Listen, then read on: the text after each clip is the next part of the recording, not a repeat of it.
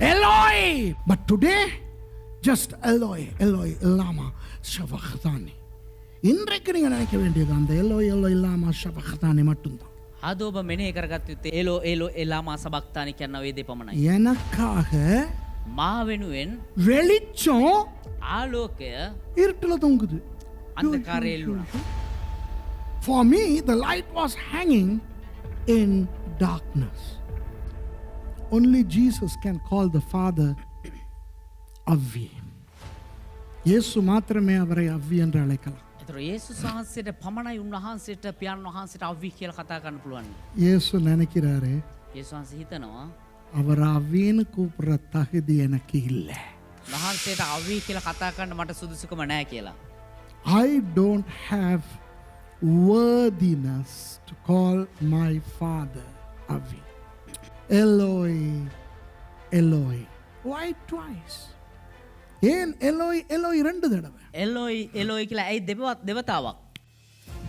How would he have felt the light hanging on the cross for 3 hours in the dark? I don't know how you feel. I can't bear it. எனக்கு தாங்க முடியல. මට මේක දරා ගන්න අමාරුයි.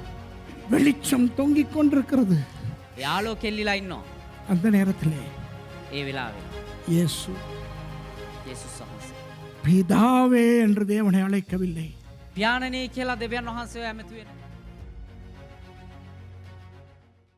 இந்த வருடம் இந்த பெல்வுட் கர்மேல் பர்வத சபையின் 22வது ஆண்டு. මේ වර්ෂය ඇවිල්ලා මේ කර්මෙල් පර්වත සභාවේ 22 වෙනි සංවත්සරේ සමරන වර්ෂය. This year 2021 happens to be the 22nd year of the Mount Carmel Church Bellwood. அதனால் நான் ஜனவரி மாதத்திலே இருந்து 22 என்றதை பற்றி செய்திகள் கொடுத்து கொண்டு வருகிறேன். එනිසා මම ජනවාරි මාසේ ඉඳන්ම 22 කියනව ඒ අක්ෂරය ඒ ඉලක්කම තුලින් දේශනා කරමින් ඉන්නවා. And therefore, since the first Sunday of January, I have begun preaching on the topic 22. நிறைய காரியங்கள் கற்றிருக்கிறோம்.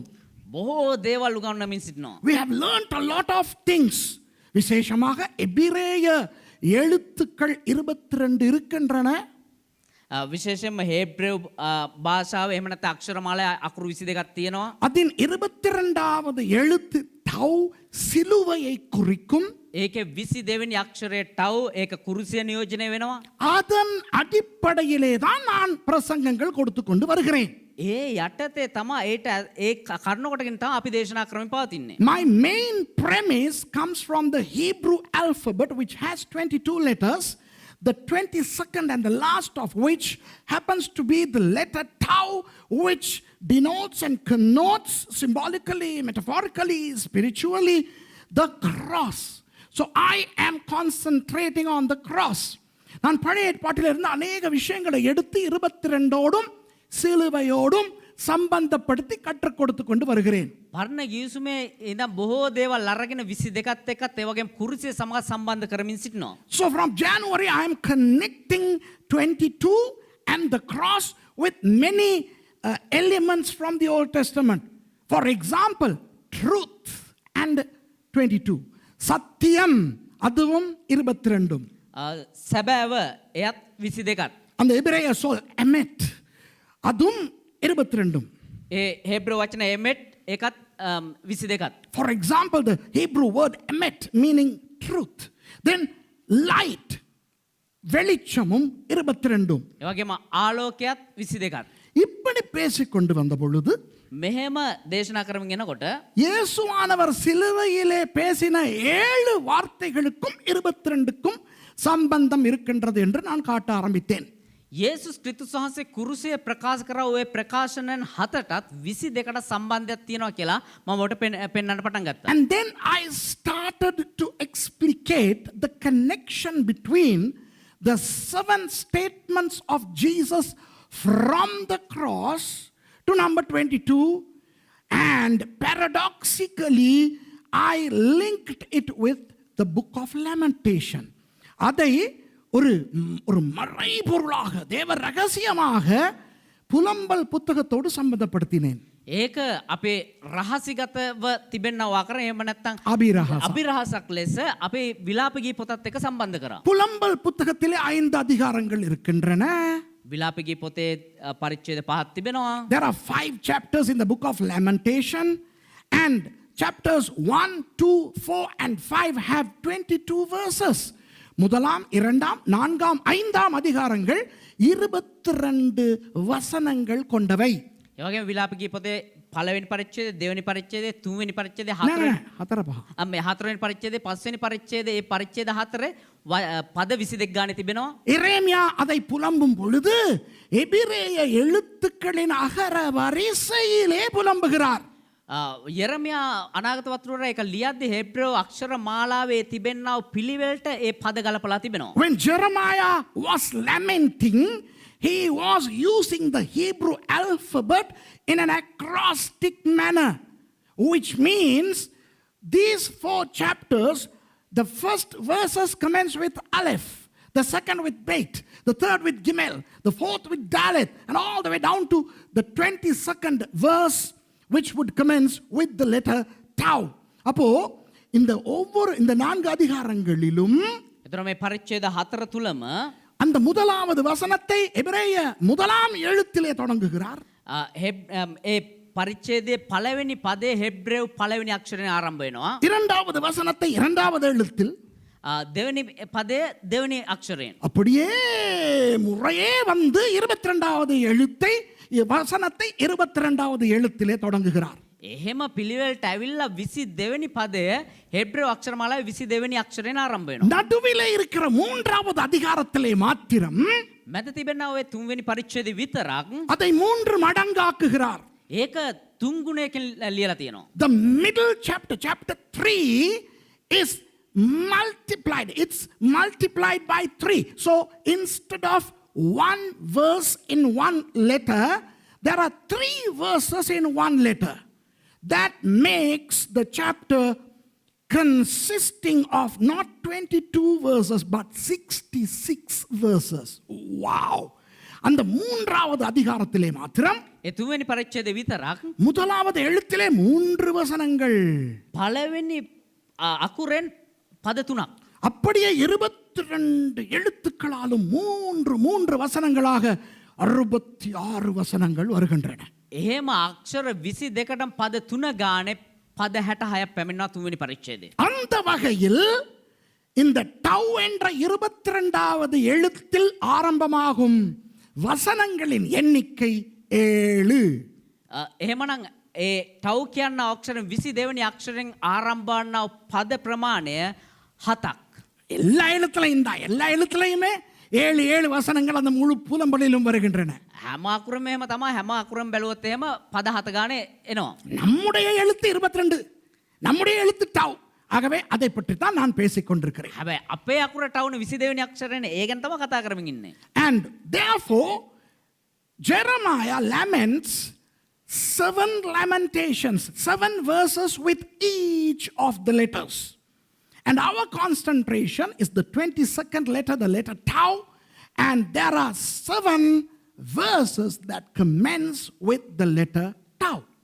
Now I have begun to unravel a mystery in which I am stating that in a perfect order, each of those laments of Jeremiah using the letter Tau corroborates perfectly with the 7 statements of Jesus that he uttered from the cross.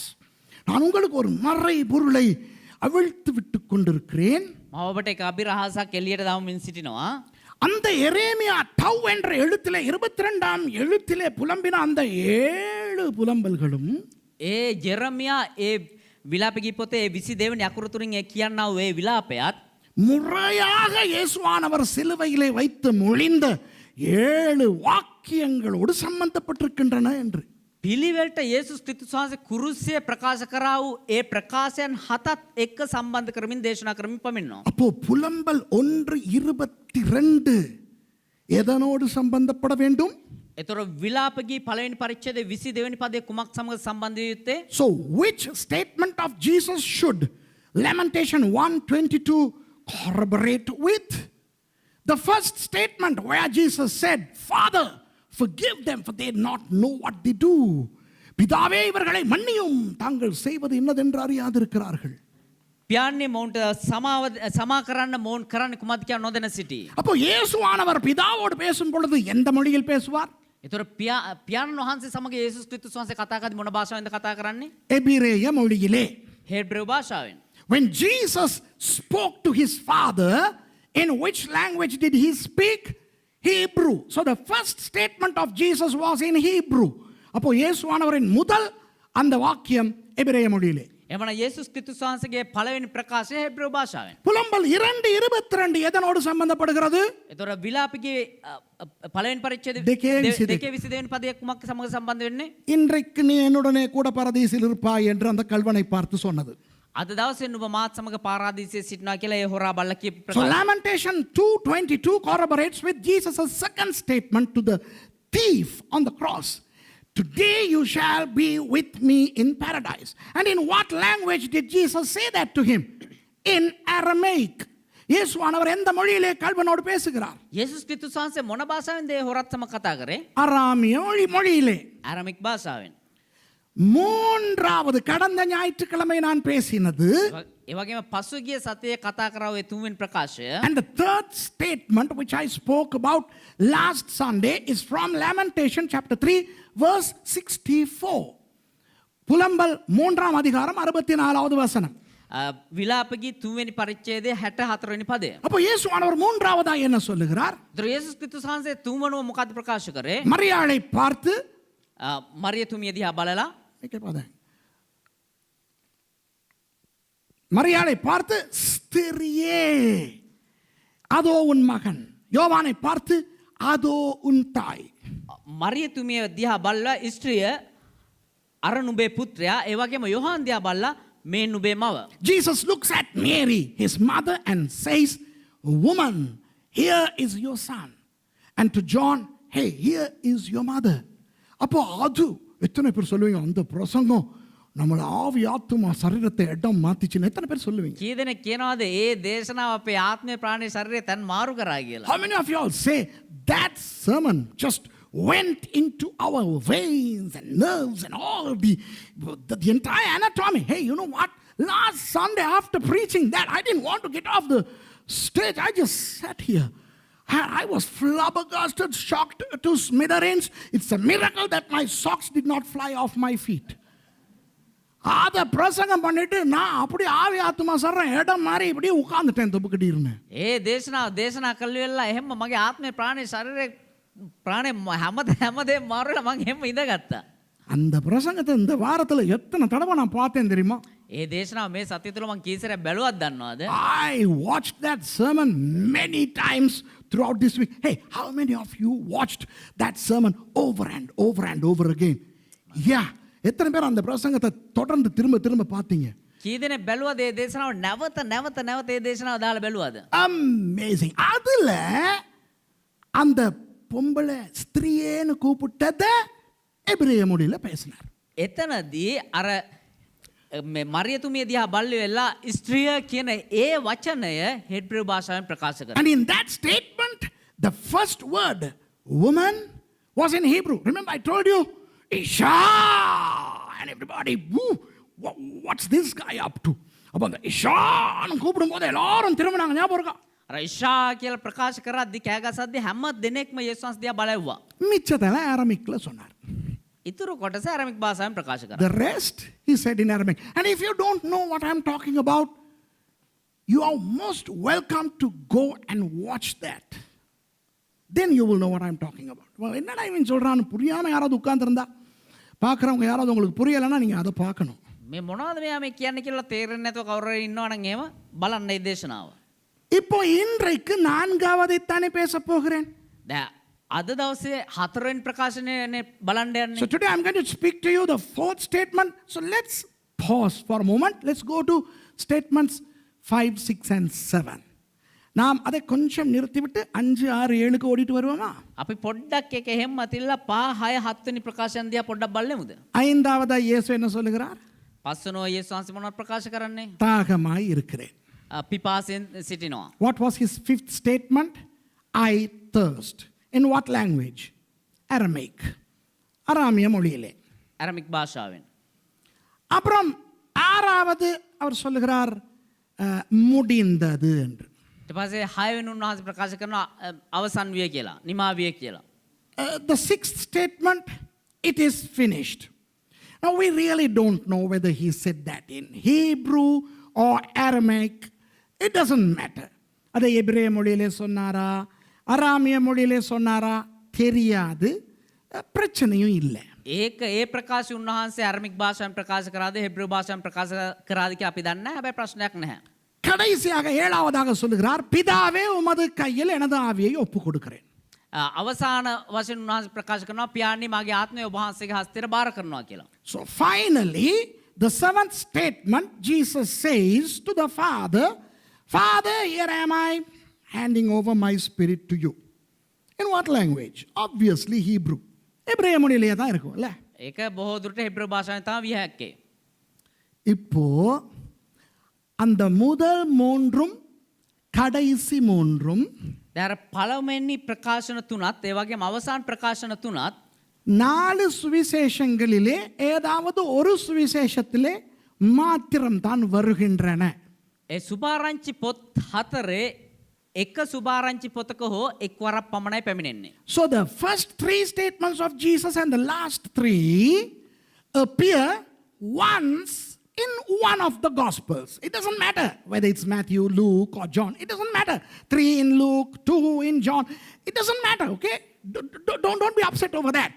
அப்போ லூக்காவிலே 3 தடவை 3 வருகிறது, யோவானிலே 2 வருகிறது, அது குழப்பமே இல்லை, கவலைப்படாதீங்க. ඒක Luke පොතේ 3 වෙනි ප්‍රකාශන එනවා, யோவான் පොතේ දෙවෙනි ඒ ගැන කනගාටු වෙන්න එපා. ஆனால் நான் இன்று பேசப் போகிற அந்த 4வது காரியம், හැබැයි අද දවසේ අපි බලන්න යන්නා ඔය 3 වෙනි 4 වෙනි ප්‍රකාශය 2 புத்தகங்களிலே வருகிறது. සුභාරංචි පොත් දෙකකම පැමිණෙනවා. ஒன்று மத்தேயு, அடுத்தது மாற்கு. එකක් මතේයු සුභාරංචි, අනිත් එක Mark සුභාරංචි. But the one that I'm going to talk to you today, the 4th statement of Jesus, appears not in one gospel but in 2, namely Matthew and Mark. Why? Yeah. ඇයි? புரியுதா உங்களுக்கு? மற்றதெல்லாம் ஒரு இடத்துல வருதுன்னா இது ஏன் 2 இடத்துல வரணும்? யோசிக்க வேண்டிய விஷயம் இல்லையா? හිතන්න ඕනේ කාරණා නෙවෙයිද? අනිත් හැම ප්‍රකාශයක්ම එක පොතක විතරයි සඳහන් වෙන්නේ. හැබැයි මේ ප්‍රකාශ විතරක් තැන් දෙකක සඳහන් වෙන්නේ ඇයි? Shouldn't we take into consideration the fact that this statement and only this statement appears twice in 2 different gospels over against the remaining 6? Something to munch about. Look, the other interesting thing is, அடுத்த இன்ட்ரெஸ்டான thing, அடுத்த இன்ட்ரெஸ்டான thing சொல்லப்பா. Let's have fun learning the word of God. අනිත් සිත්තේ අද ගන්න අසුළු දේ තමයි. Later on I'm going to make you cry. Okay, that's a different ball game. But let's have fun before that. பிறகு நம்ம எல்லாம் ஒப்பாரி வைக்க போறோம். அதுக்கு முத கொஞ்சம் நல்லா என்ஜாய் பண்ணுவோம். පස්සේ අපි ඊළඟ ඊට කලින් අපි ප්‍රීති වෙමු. இப்போ ரெண்டாவதா இயேசு என்ன சொன்னார்? දෙවන යේසුස් වහන්සේ මොනවද ප්‍රකාශ කරේ? நீ இன்னைக்கு என்னோட பாரதீசில் இருப்ப. නුඹ අද මාත් සමග පාරාදීසයේ සිටිනවා. மூணாவது, තුන්වෙනුව ஸ்திரியே அதோ மகன், அது. අර ස්ත්‍රිය මේ නුඹේ පුත්‍රයා ඒ කතාව. ஐந்தாவது, පස්වෙනුව தாகமா இருக்கிறேன். පිපාසිතයි. ஆறாவது, හයවෙනුව முடிந்தது. නිමාවිය. What was the second statement of Jesus?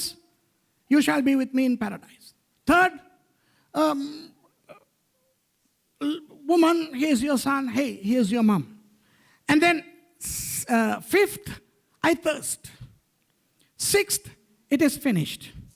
These 4 statements were not uttered by Jesus to the Father. இந்த 4 வாக்கியங்களும் இயேசுவானவர் பிதாவுக்கு பேசினதல்ல. මේ කිව්ව ප්‍රකාශයන් හතර යේසුස් ක්‍රිස්තුස් වහන්සේ පියාණන් වහන්සේට ප්‍රකාශ කළේ නැහැ. பியானான் වහන්සේට ප්‍රකාශ කරේ නෑනේ. ஒன்னு கள்ளனுக்கு, එකක් හොරාට, ஒன்னு அம்மாவுக்கும் மத்த சீஷனுக்கும், අනිත් එක අම්මටත් ඒ වගේම අනිත් මේ ගෝලයාටත්, அடுத்தது சும்மா பொதுவா தாகமா இருக்கிறேன், அதுக்கு அடுத்ததும் பொதுவா முடிஞ்சது. අනිත් ප්‍රකාශයන් දෙකම පොදුවේ කිව්වා පිපාසයි ඒ වගේම නිමාවිය. One was to the thief, the other was to the mom and that disciple, and the other one was a common statement, I thirst, and the other one is it is finished. But statements number 1, 4, and 7 to the Father. முதலாவதும் சரியாக நடுவிலே இருக்கிற நாலாவதும் ஏழாவதும் பிதாவுக்கு. හැබැයි පළවෙනි ප්‍රකාශයත් ඒ වගේම හරි මැද තිබෙනවා හතරවෙනි ප්‍රකාශයත් හත්වෙනි ප්‍රකාශයත් පියාණන් වහන්සේට. முதலாவது பிதாவே இவர்களை மன்னியும். පළමුවට පියාණනි මොවුන් සමා වෙන්න. எபிரேய மொழியிலே. ඒක හෙබ්‍රෙව් භාෂාව. The first one, Father forgive them, in Hebrew. The last one, the seventh one, Father into your hands I give my spirit, in Hebrew. ஏழாவது, பிதாவே கையில் என்னுடைய ஆவியை ஒப்பு கொடுக்கிறேன். ඒ වගේම හත්වෙනි ප්‍රකාශය පියාණනි මගේ ආත්මය ඔබ වහන්සේගේ හස්තයට බාර කරනවා. எபிரேய மொழியிலே. කත හෙබ්‍රෙව් භාෂාවෙන්. சரியாக நடுவிலே வருகிற இந்த நாலாவது வசனம் හරි මැද එන්නව මේ හතරවෙනි ප්‍රකාශය பிதாவுக்கு, පියාණන් වහන්සේට, ஆனால் எபிரேய மொழியிலே அல்ல. හැබැයි හෙබ්‍රෙව් භාෂාවෙන් නෙමෙයි. The statement right in the middle, the fourth statement, was also addressed to God, but not in Hebrew, in Aramaic. How do we know? Let's go to the slideshow. இப்போ இதுக்கு போவோம். சரியா? இயேசு என்ன சொல்லுகிறார்? යේසුස් ක්‍රිස්තුස් මොනවද කියන්නේ?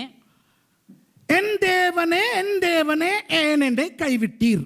මගේ දෙවියනි මාගේ දෙවියනි ඔබ මා අත්හැරියේ මක් නිසාද? My God, why have you forsaken me? So how does Suresh know that this was not uttered in Hebrew but in Aramaic? சுரேஷுக்கு எப்படி தெரியும் இது எபிரேய மொழியிலே அல்ல அராமிய மொழியிலே பேசினார் என்று? දැන් පාස්ටර් කොහොමද දන්නේ මේක හෙබ්‍රෙව් භාෂාවෙන් නෙමෙයි මේක ඇරමික් භාෂාවෙන් තමයි ප්‍රකාශ කරේ කියලා? வேத வசனங்களை பாருங்கள். අපි සුද්ධ බයිබලයේ බලමු. Look at those two verses, one in Matthew 27:46, the other one in Mark 15:34. ஒன்று மத்தேயு 27:46, அடுத்தது மார்க் 15:34. එකක් මතෙව් 27 වෙනි පරිච්ඡේදයේ 46 වෙනි පදේ, අනිත් එක තමයි මාර්ක් සුභාරංචි පොතේ 15 වෙනි පරිච්ඡේදයේ 34 වෙනි පදේ. மத்தேயு என்ன சொல்லுகிறார் தெரியுமா? මතෙව් පොතේ මොනවද දන්නවද කියන්නේ? Do you know what Matthew says? Jesus yelled, Eli, Eli, lama sabachthani. மத்தேயு சொல்லுகிறார், Eli, Eli, lama sabachthani. මතේතුමා කියනවා එලි එලි ලාමා ශබක්තානි කියලා. ஆனால் மார்க் சொல்லுகிறார், හැබැයි මාක් තුමා ප්‍රකාශ කරනවා Eloi, Eloi, lama sabachthani. එලෝයි එලෝයි ලාමා ශබක්තානි. But Mark says, Eloi, Eloi, lama sabachthani. Now my question is, the difference is Eli versus Eloi. மத்தேயு ஏலி என்கிறார், மார்க்கு எல்லோயி என்கிறார். මතෙව් එලි කියනවා මාක් எல்லோயி. එලෝයි කියලා කියනවා. இப்போ நீங்கள் யோசிக்கலாம், நீங்கள் දැන් ඔබ யோசிக்கலாம், හිතන්න පුළුවන් ஏன்டா இதெல்லாம் பிடிச்சி தடுமாறிக்கிட்டு இருக்க நீ? ඇයි මේවා අල්ලගෙන මේ දඟලගෙන ඉන්නේ Now කියලා. you may ask me, hey Suresh, why are you taking trouble with unnecessary things? Who cares whether it's Eli or Eloi? He said, my God, my God. So what does it matter? Why does it matter whether it's Hebrew or Aramaic? அப்போ நீங்க யோசிக்கலாம், அது அப்படின்னா என் தேவனே தானே. ඔබ හිතන්න පුළුවන් ඒක මොනවා වුණත් මගේ දෙවියනේ කියලා. அப்புறம் அதை ஏன்டி பிடிச்சிக்கிட்டு தடுமாறுற? ඉතින් එහෙනම් මේ මොනවටද මේක අල්ලගෙන දඟලන්නේ? எலி என்றாலும் என் தேவனே தான், එලි කිව්වත් මගේ දෙවියනේ තමා. எலோயி என்றாலும் என் தேவனே தான். එලෝයි කිව්වත් මගේ දෙවියනේ තමා. Eli means my God. Eloi means my God. So, my God. So, why are you struggling, Suresh, and confusing us? ஏன் சுரேஷ் இதை வச்சுக்கிட்டு தடுமாறுற, எங்களையும் குழப்புற? ඇයි සුරේෂ් මේක අල්ලගෙන බොරුවට දඟලගෙන අපිවත් මේ කුලප්පු කරන්න කියලා හිතන්න පුළුවන්. வித்தியாசம் என்னவென்றால், වෙනස මොකද්ද කියනවා නම් எலி என்பது எபிரேய மொழியிலே, එලි කියන්නේ හෙබ්‍රෙව් භාෂාවෙන්, எல்லோய் என்பது அராமிய மொழியிலே. එලෝයි කියන්නේ ඇරමික් භාෂාවෙන්. Eli is Hebrew, Eloi is Aramaic. இப்போ நீங்க யோசிக்கலாம், දැන් ඔබ හිතන්න පුළුවන්. இனி என்ன சுரேஷ், ඉතින් ඒකත් මොකද්ද සුරේ? எந்த பாஷையில சொன்னாலும் என் தேவனே தானே, ஏன்டா தடுமாறுற? මොන භාෂාවෙන් කිව්වත් මගේ දෙවියනේ අය මේ බොරුවට දඟලන්නේ. Now you may say, so what Suresh, who cares? It means my God, my God. இப்போ ஏன் அராமிய மொழியிலே அதை சொன்னார் என்று பிறகு உங்களை நான் சொல்லி அழ வைக்கப் போகிறேன். දැන් ඇයි ඇරමික් භාෂාවෙන් මේක කිව්වේ කියලා පස්සේ ඔබට විස්තර කළා ඔබ අඬවන්න යනවා. I am going to make you cry if you have a heart. If you are heartless, if you say, no, Suresh, you said you're going to make us cry, I didn't feel like crying. Praise God, you don't have a heart. But if you have a heart, when I explain why Jesus said that in Aramaic, you will cry. If not externally, at least internally. But let's wait for that. இப்போ சில விஷயங்கள் நான் சொல்லணும் உங்களுக்கு. දැන් ඔබට සමහර කාරණා කියන්න අවශ්‍යයි. எலோய் எலோயின்னு சொன்னாரா, ஏலி ஏலி என்று சொன்னாரா? එලෝයි කියලා කිව්වද ඒලි කියලා කිව්වද? மத்தேயு சரியா, மார்க்கு சரியா? මතෙව් හරිද මාක් හරිද? So did Jesus really say Eloi, Eloi or Eli, Eli? Who was right, Matthew or Mark? Hey, who cares? The author is the Holy Spirit, and the Holy Spirit doesn't make mistakes. இப்போ வேதத்தை எழுதினது பரிசுத்த ஆவியானவர், அவர் தப்பு பண்ண மாட்டார். සුද බයිබලේ ලිව්වේ සුද්ධාත්මයන් වහන්සේ. උන්වහන්සේ වැරදි කරන්නේ නැහැ. அப்போ மத்தேயு தனது சுவிசேஷத்தை யூதர்களுக்கு எழுதுகிறார். එවනම් මතෙව් තුමා මේ තමුන්ගේ සුභාරංචි පොත යුතෙව්වන්ට ලියනවා. Matthew addresses his gospel to the Jews. And Jesus was actually quoting Psalm 22 verse 1. இயேசுவானவர் 22வது சங்கீதத்தின் முதலாவது வசனத்தை தான் குறிப்பிடுகிறார். යේසුස් ක්‍රිස්තුස් වහන්සේ ගීතාවලියේ 22 වෙනි පරිච්ඡේදයේ පළවෙනි පදය තමයි ප්‍රකාශ කරන්නේ. அந்த 22ஆம் சங்கீதம் தாவீதின் மேசியா சம்பந்தமான தீர்க்க தரிசன சங்கீதம். ඒ ගීතාවලිය ඇවිල්ලා දාවිත් රජතුමා මෙසියා සම්බන්ධ ලියුවා අනාගත වාක්‍ය ගීතිකාවක්. Psalm 22 is a messianic prophetic psalm of David. And in that he says Eli, Eli, but not Lama Shavakthani, because Shavakthani is not Hebrew. Lama is, there's another word, let's not get into that. அவர் எபிரேய மொழியிலே எலி எலி என்று எழுதுகிறார். දාවිත් රජතුමා ඒලි කියලා හෙබ්‍රේව භාෂාවෙන් තමයි එතන ප්‍රකාශ කරන්නේ. லாமா எபிரேய மொழிதான். ලාමා හෙබ්‍රේව භාෂාව තමයි. ஆனால் அங்கே ஷவக்தானி என்று வரவில்லை, இன்னொரு சொல் வருகிறது. எனக்கு சொல்ல விருப்பம் இல்லை, விட்டுருங்க. அது வேறொரு சொல். එතන ශබක්තානි කියලා ආවේ නැහැ. ඒ පදේ ප්‍රකාශ කරන දේවදාස කැමති නැහැ. ඒක අතල්ලා දාන්න එම්ම. වෙන පදයක් එතන ආවේ. அப்போ இயேசுவானவர் தான் அந்த மேசியா என்று யூதர்களுக்கு காட்ட எலி எலி லாமா ஷவக்தானி என்று அதை எபிரேய, அந்த எலி துண்டை எபிரேயமாக்கி மத்தேயு எழுதுகிறார். இப்ப புரியுதா? එහෙමනම් මේ සඳහන් වන්නා මෙසියස් වහන්සේ තමා යේසුස් ක්‍රිස්තුස් වහන්සේ කියන දේ ඒ යුදෙව්වන්ට අවබෝධ කරවන්න යොහාන් තුමා ඒ ඒලි කියන පද දෙක ඒ හෙබ්‍රේව භාෂාවෙන් සඳහන් කරනවා. In order to show the Jews, hey, that Messiah is this Jesus. He is quoting Psalm 22, the first two or the first three words, just as they are in Psalm 22:1. That's why he uses Eli, Eli. But Mark, writing to the Gentiles, Romans, he is just stating exactly what Jesus uttered. ஆனால் mark ரோமர்களுக்கும் அந்நிய ஜாதியர்களுக்கும் புற ஜாதியாருக்கும் எழுதுகிறபடினால் හැබැයි mark තුමා රෝමවරුන්ටත් ඒ වගේ අන්‍ය ජාතීන්ටත් ලියන නිසා அப்படியே இயேசு சொன்னதை எழுதுகிறார். එහෙම්මම යේසුස් ක්‍රිස්තුස් වහන්සේ කියපු ප්‍රකාශනය ඒ විදිහටම ලියනවා. எத்தனை பேர் குழம்பிக்கிட்டு இருக்கீங்களோ தெரியல, குழப்பமா இருக்கா? කිදරේ කවුල් වෙලා ඉන්නවද දන්නේ නැහැ. Am I confusing you? I'm really sorry. You need to listen to this over and over again to reduce the confusion. But just listen to this. We have some wonderful things ahead of us. இப்போ குழம்பிக்கிட்டு இருந்தா பிரச்சனை இல்லை, பிறகு நீங்கள் பார்க்கும்போது உங்களுக்கு புரியும். திரும்பி பாருங்க. ஆனால் பிறகு கொஞ்சம் இன்ட்ரெஸ்டான விஷயம் வருது. දැන් පොඩ්ඩක් තේරුම් ගන්න අපහසු නම් කමන්නේ මේ පටිගත කිරීම නැවත බලන්න. එතකොට ඔබට තේරුම් ගන්න හැකි වෙයි. පස්සේ හොඳ දේවල් එනවා. புலம்பலுக்கு உங்களை கூட்டிக் கொண்டு போக முன்பு இன்னொரு சின்ன ஜிலிப்ரீஸ் காட்டப் போகிறேன். විලාප කියන්න ඔබ ගෙනියන්න විලාප ගීපොතර ගෙනියන්න කලින් ඔබට තව කාරණාවක් කියන්න කැමතියි. So just before taking you to the book of Lamentation, I'm going to show you another interesting element here. இப்போ இயேசுவானவர் 7 வாக்கியம் பேசினார்ல. යේසුස් ක්‍රිස්තුස් වහන්සේ ප්‍රකාශයන් 7ක් කරානේ. Now Jesus uttered 7 statements, didn't he? Some in Hebrew, some in Aramaic, சிலவை எபிரேய மொழியிலே, சிலவை அராமிய மொழியிலே. සමහර ඒවා ඇරමික් භාෂාවෙන් සමහර ඒවා එබ්‍රේය භාෂාවෙන්. ஆனால் உங்கள் வேதாகமங்களிலே හැබැයි ඔබේ බයිබලයේ அது தமிழா இருக்கட்டும், சிங்களமா இருக்கட்டும், இங்கிலீஷ்ல எந்த வேர்ஷனா இருக்கட்டும், கிங் ஜேம்ஸ் version, எதா இருக்கட்டும், மலையாளத்துல இருக்கட்டும், நீங்க உலகத்துல உள்ள எந்த மொழியில எடுத்து வேணாலும் பாருங்க. ඒක දෙමළ සිංහල ඉංග්‍රීසි මලයාලම් කොරියන් මොන භාෂාවෙන් වුණත් அந்த 7 வாக்கியங்கள்ல மொத 3ம் கடைசி 3ம் நம்மட மொழியில தான் எழுதியிருக்கு.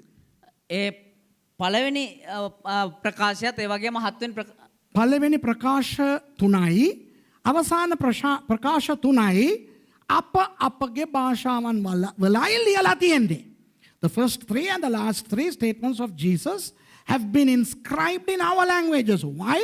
Because the original contains the statements in Greek. ஏனென்றால் உண்மையாக எழுதும் பொழுது கிரேக்க மொழியில் எழுதப்பட்டது. ඇයි කියනවනම් ඇත්තටම රචනා කරද්දී ග්‍රීක භාෂාවෙන් රචනා කරේ. ஆனால் இந்த நடுவிலே வருகிற இதை மாத்திரம் හැබැයි මේ මැද එන්නව මේ ප්‍රකාශනයේ පමණක් எல்லோய் எல்லோய் லாமா சபகதானி என்று சொல்லிவிட்டு அப்புறம் நமது மொழியிலே வருகிறது. එලෝහි එලෝහි ලාමා ශබක්තානි කියන එක විතරක් ඒ භාෂාවෙන් ලියලා ඊට පස්සේ තමුන්ගේ භාෂාවෙන් ලියලා තියෙනවා. Yeah. ඇයි? Now only this statement number 4 is written both in the original language and our language. Do you see that? அதாவது மத்தேயு புத்தகத்திலும் மாற்கு புத்தகத்திலும் 2 இடத்திலே வருகிறது. அது ஒரு ஆச்சரியம். ඒ කියන්නේ මාක් පොතෙත් මතයෝ පොතෙත් එනවා එක එක පුදුම සහගත දෙයක්. Why would just this statement be inscribed in 2 Gospels, Matthew and Mark? Then why would the original be inscribed before providing the translation? Why not for the others? இதுக்கு மாத்திரம் ஏன் ஒரிஜினலையே எழுதிட்டு மொழிபெயர்ப்பையும் கொடுக்கணும்? ඇයි මේකට විතරක් ඒ සැබෑ ප්‍රකාශනයේ ප්‍රකාශ කරා වූ භාෂාවෙන් රචනා කළා අනිත් ඒවා අනිත් විදිහට ලියලා තියෙන්නේ. எத்தனை பேருக்கு புரியுது இந்த குழப்பம்? Come on, கையை தூக்கி காட்டுங்க. කී දෙනෙකුට තේරෙනවද මේ අවුල් සහගත තත්ත්වය? How many of you all sort of getting this? Yeah, there is something precarious about this statement. இந்த வசனத்தை குறித்து ஏதோ ஒரு குழப்பம் இருக்குன்னு இப்ப புரியுதா இல்லையா? මේ වචනේ සම්බන්ධව මොකද්ද අවුල් සහගත වියවුල් සහගත තත්ත්වයක් තියෙනවා කියන එක විතරක් තේරෙන්නේ නැද්ද? அதற்கு பிறகு வருவோம். ඒකට පස්සේමු Lamentation 3:65, because chapter 4 doesn't have 65, it ends with 22. So that's Lamentation 3:65. புலம்பல் 3:65 என்று வர வேண்டும். புலம்பல் 4ல 65 கிடையாது, 22ல முடியுது. පොඩි වැරදීමක් වෙලා තියෙනවා. විලාපගී 3 වෙනි පරිච්ඡේදයේ 65 වෙනි පදය. அவர்களுக்கு இருதய வேதனையை கொடுப்பீர், உம்முடைய சாபம் அவர்கள் மேல் இருக்கும். සිත් දැඩිකම වන ඔබගේ ශාපය ඔබ උන්ට දෙන සේක. You give them sorrow of heart and thy curse unto them.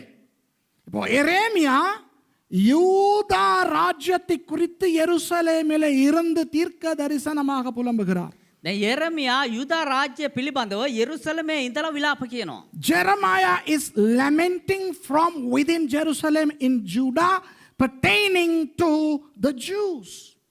Nebuchadnezzar and his army have taken these Jews as captives to Babylon in 586 BC.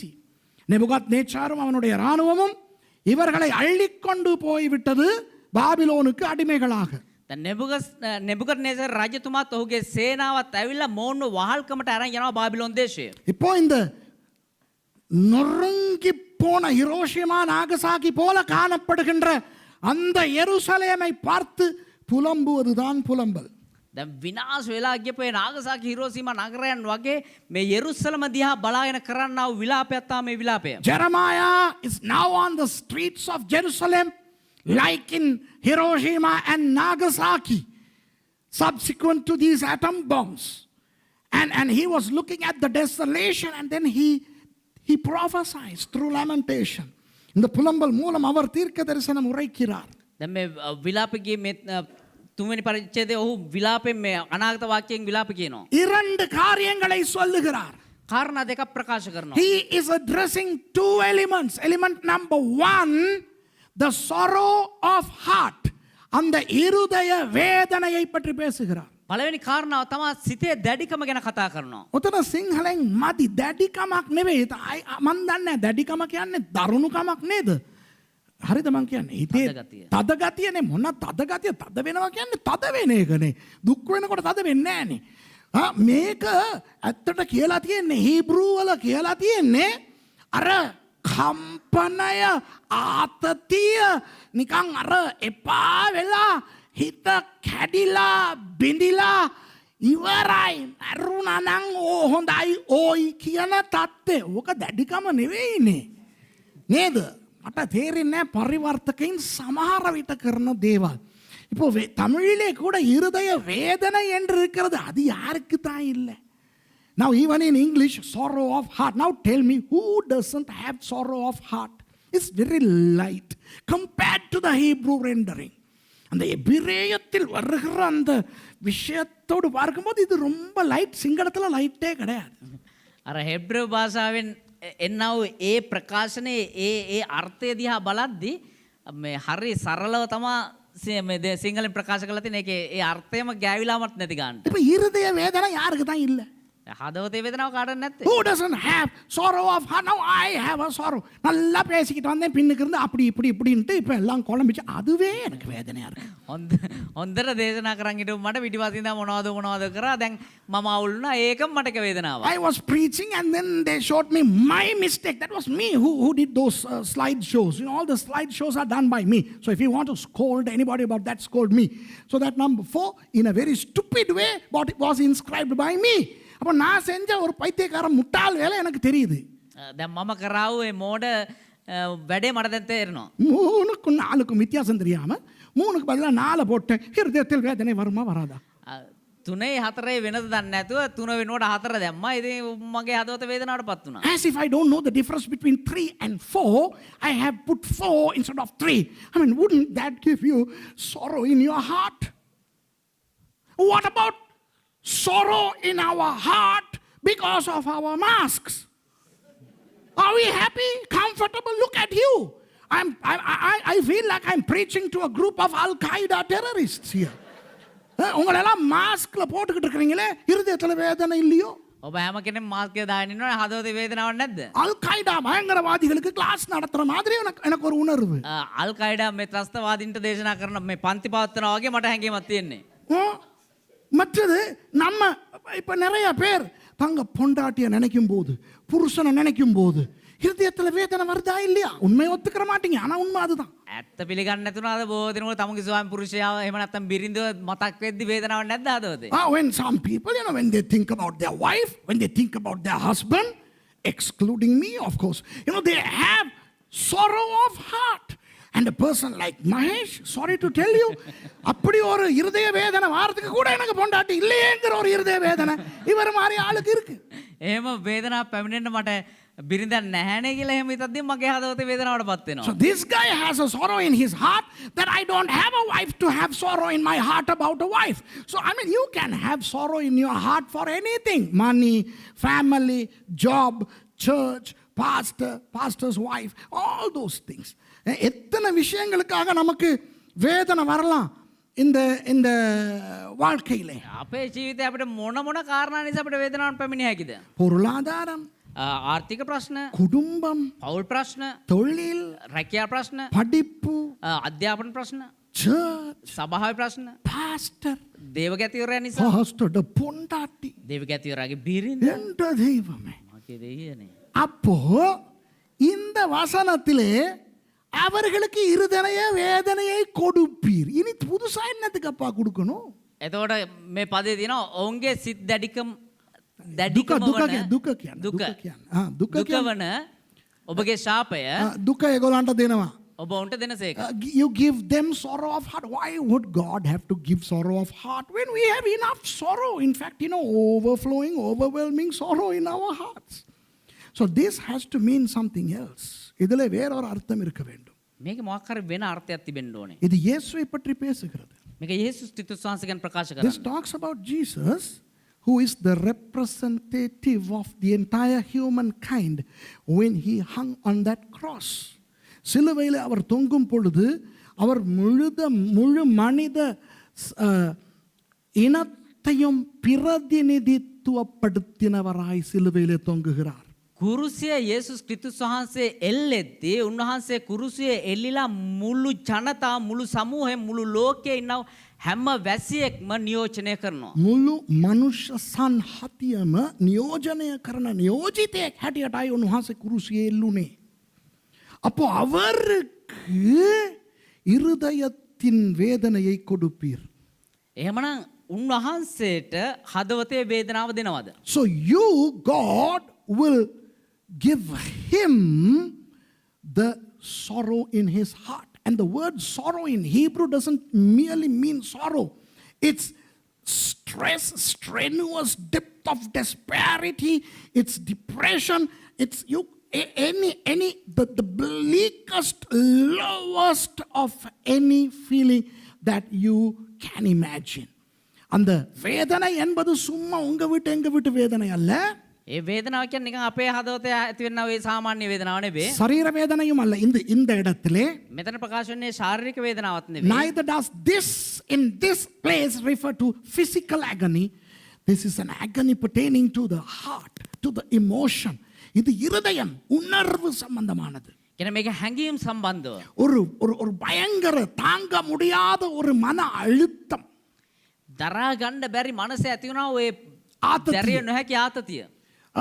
ஒரு தனிமை உணர்வு.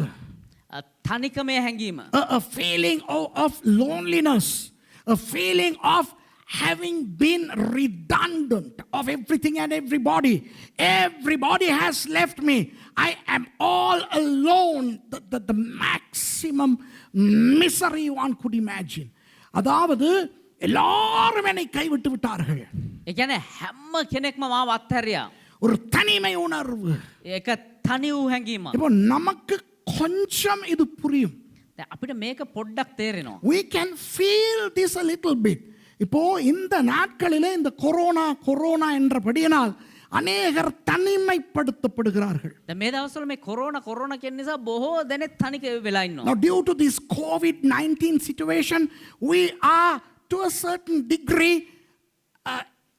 we are in the know of what it is to be in solitude, loneliness, quarantine, closing yourselves. You can't go for jobs, you can't go to school, you can't go out, and you can't interact with people, you can't hug people, you can't.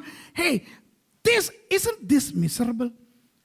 நம்முடைய வழமையான வாழ்க்கை இல்லை. අපේ සාමාන්‍ය ජීවිතේ නෑ. நினைத்த இடங்களுக்கு போக முடியாது, வர முடியாது. நினைத்த இடங்களுக்கு போக முடியாது, வர முடியாது. හිතන හිතන තැන් වලට යන්න බෑ එන්න බෑ. வேலைகளுக்கு போக முடியாது. වැඩට යන්න බෑ. மக்களோடு நெருங்கி பழக முடியாது. මනුෂ්‍යත් එක්ක එකතු වෙලා එකට එක් වෙලා වැඩ කරන්න බෑ. சில பேர் குவாரண்டைன் ரூம்கள்ல கிடக்குறாங்க. සමහර ක්වොරන්ටයින් කරලා කාමර ඇතුලේ ඉන්නවා. இப்போ இங்கே நடந்த விஷயத்தை நான் சொல்லுகிறேன். දැන් මෙතන සිද්ධ වුණා එක දෙයක් කියන්න. எவ்வளவு சந்தோஷமான இடம் இது. මෙතන කොතරම් ප්‍රීතිමත් වූ තැනක්ද? What a happy place is this. But then when Pastor Danny fell ill, when Pastor Tushara, when Rebecca, when they fell ill, இப்போ நம்ம pastor Danny, pastor Tushar, Rebecca எல்லாம் சுகம் இல்லாம போச்சு. දැන් පාස් ඩැනි පාස් තුෂාර සහෝදரி රෙබේකා සුවේ නැතුව නැති වුණා. ஒரு வித வைரஸ் காய்ச்சல் வந்துருச்சு. එක විදිහක වෛරස් උනක් පැමිණියා. Some stupid virus came here. No, I don't know whether it's corona or corona's cousin. Something came. And you know, in order to be careful, we isolated them. Pastor Danny roomல போட்டு அடைச்சிட்டோம். வெளியே வர முடியாது. Pass ඩැනි එක කාමරයකට දාලා දැන් එළියට එන්න බෑ. We locked Pastor Danny up there in that room. Pastor Tushara and his wife and Reena locked in their little house there. Pastor Tushara, Reena, Rebecca எல்லாத்தையும் ரூம்ல போட்டு அடைச்சாச்சு. පාස් තුෂාර සහෝදரி රෙබේකා රීනා ඒගොල්ලෝගේ කාමරයට දාලා වහලා දැම්මා. திடீர்னு மேசிக்கு என்னமோ இருமல் தடுமால் எல்லாம் வந்துருச்சு. එකපාරටම සහෝදரி මර්සිට කැස්ස හෙම්රිසාව කියලා ආවා. அது புறப்பட்டு அடுத்த ரூமுக்கு போயிருச்சு. එයා අනිත් කාමරයට ගියා. அப்ப எனக்கு பொண்டாட்டி இருந்தும் பொண்டாட்டி இல்லாத மாதிரி. එතකොට දේවක ඇතිරට බිරිඳ ඉඳලත් බිරිඳ නෑ වගේ. You know, Mercy developed a cold or something, and she took off to Misha's room. Misha was sent away to Pastor Raja's house. Misha was tortitam Pastor Raja வீட்டுக்கு. මිෂා වැව්වා දේවක ඇති රාජ්‍යගේ ගෙදරට. So I became merciless. Mercy was not there with me. You know, I have in theory, I have a wife. Practically, I didn't have a wife. So I was merciless. I was wifeless. When you are wifeless, you are lifeless. All that kind of stuff. அப்புறம் என்னன்னா வேலை செய்யறதுக்கு ஆட்கள் இல்லை. එතකොට වැඩ කරන්න මිනිස්සු නෑ. சமைக்கிறதுக்கு ஆட்கள் இல்லை. උයන්න කට්ටිය නෑ. So there are nobody to why only sister Kanti has to cook now. Kanti sister மாத்திரம் சமைக்கணும். සහෝදරි කාන්ති විතරයි උයන්න ඉන්නේ. உண்மையா 3 கிழமை நாங்க பட்ட பாடு எங்களுக்கு தான் தெரியும். ඇත්තටම සති 3ක් පුරාට අපි විඳපු දුක අපි විතරයි දන්නේ. You know, we were in turmoil, chaos for 3 weeks. True or not? அது உண்மையா இல்லையா? ඇත්තද බොරුද ඒක? அந்த நேரத்துல எங்களோட உணர்வு என்ன சொல்லுது தெரியுமா? ඒ අවස්ථාවේ මගේ හැඟීම් මොනවද දන්නවද ප්‍රකාශ At that වෙන්නේ? time, you know what our feeling does? Our people, our church people, why aren't they calling us? Why aren't they calling to see whether we are all right? Where are they? எங்கட church ஆக்கள் எல்லாம் எங்க? කෝ මගේ සභාවේ මිනිස්සු. ஐயோ எங்களை யாரும் கால் பண்ண மாட்டாங்களா? අයියෝ අපිට කවුරුත් කතා කරන්නේ නැද්ද? நாங்க தின்னமா குடிச்சமான்னு பார்க்கிறதுக்கு யாரும் இல்லையா? අපි කෑවද බිව්වද කියලාවත් කවුරුත් හොයලා බලන්නේ அப்ப නැද්ද? சில நேரம் சில பேர் ஒவ்வொரு கிழமையும் கால் பண்ணுவாங்க. එතකොට සමහර වෙලාවට සමහරු කතා කරනවා. There are some of you who called us every week. Auntie, my goodness, all the time you are calling. இந்த ஆண்டி எல்லாம் எப்ப பார்த்தாலும் கால் பண்ணுவாங்க. මෑ ආන්ටි එහෙම හැම තිස්සෙම කතා කරනවා. அந்த ஒரு கால்ல எங்களுக்கு ஒரு பெரிய ஆறுதல். அப்போ ඒ දුරකථන ඇමතුමෙන් එකට සැනසීමක්. இன்னும் சில பேர் கால் பண்ணுவாங்க. சில பேர் கால் பண்ணுவாங்க. සමහර කෝල් දුරකථන ඇමතුම් ஆனா දෙනවා. எங்கட உள்ளம் ஏங்கும். එතකොට අපේ ඇතුළාන්තය සැනසෙනවා. You know, our hearts crave for our people. Oh, what about those people? They never call us. What about these people? They never call us. I mean, they don't know even if we die, they don't know. நம்ம செத்து போனாலும் அவங்களுக்கு தெரியாது. සමහරු අපි මැරුණත් ඔවුන් දන්නේ නැහැ. எங்களுக்கு தேத்தனி ஊத்த ஆள் இல்ல. අපිට තේ එකක් හදලා දෙන්න කවුරුත් නැහැ. சாப்பாடு சமைக்க ஆள் இல்ல. කෑම එකක් උයලා දෙන්න කවුරුත් නැහැ. மேல தான் டேனி இருக்கிறார். ஆனா டெலிபோன்ல தான் பேசிக்கிருவோம். පාස් ඩැනි මේ උඩ තමයි ඉන්නේ දුරකථනෙන් තමයි අවුත් එක Pastor සම්බන්ධ වෙන්නේ. Danny lives upstairs, but we talk on the phone. You know what? One day, Reena, the little daughter of Tushara, said, I am going to jump off the window because I can't stay in this. அந்த குட்டி ரீனா ஜனலால பாஞ்சி நான் போறேன் நான் பாய போறேன் அப்படின்னு எல்லாம் சொல்லி எங்க ரீனா එතකොට අර කුඩා දැරිය රීනා ஆமா දවසක් தானே කිව්වා අයියෝ මට මේ කාමරේට වෙලා ඉන්න බෑ මම මේ ජනේලෙන් පැනලා යන්න යනවා කියලා. அப்ப நான் என்ன செய்வேன் அந்த கராஜுக்கு போயிட்டு கராஜில இருந்து இவங்களோட லவ் பண்ணிக்கிட்டு இருப்பேன் துஷாரோடையும் ரெபேக்காரோடையும் ரீனாவோடையும் இங்க இருந்து நான் பேசுவேன் அவங்களோட எப்படி இருக்கிறீங்க. එතකොට දේවක ඇතිවරයා මොනවද කරන්නේ අර ඒගොල්ලෝගේ කාමරේට පහළ තියෙන අර ගරාජ් එකට ගිහිල්ලා වෙලා ඒගොල්ලොත් එක්ක කතා කරගෙන ඉන්නවා. ඔයාලා කොහොමද ඉන්නේ හොඳට ඉන්නවද මොනවද වෙන්නේ කියලා කතා කරගෙන ඉන්නවා. ඇගිසිනහවතහනම් යන එන හැම තැන් බෙල්වුඩ් වල මුරදාලා යන එන හැම තැන් මුරදාලා Boom, boom, boom, boom, boom. விளங்குதா? பாவம் விசுவாசிகள் பாவம். அதிலாந்தே பாவம். The believers, I mean, they have their problem. அவங்களும் அவங்க வீடுகள்ல முடங்கிக்கிட்டு. ඒගොල්ලොන්ට ඒගොල්ලොන්ගේ ප්‍රශ්න ඒගොල්ලොන්ගේ මේ ගෙවල් වල තනි වෙලා. சர்ச்ல இருந்து யாரும் எங்களுக்கு தேடுறாங்க இல்ல. සභාව ඉඳලා කවුරුත් අපිව හොයලා බලන්නේ. எங்க பாஸ்டர்மார் எங்களுக்கு கால் பண்றாங்க இல்ல. අපේ දේව ගැතිරු අපිට දුරකථන ඇමතුම් දෙන්නේ. Believers in their own right, they are pathetic. Nobody is taking care of us. Nobody is calling us. Nobody is helping us. மொத கொரோனா வேவ் வந்த பொழுது எல்லாருக்கும் காசு அனுப்பணும். පළවෙනි කොරෝනා ආපු වෙලාවේ හැමෝටම මුදල් යවුවා. During the first wave of corona, we sent money to all the people. And in this third wave, we are eating without food.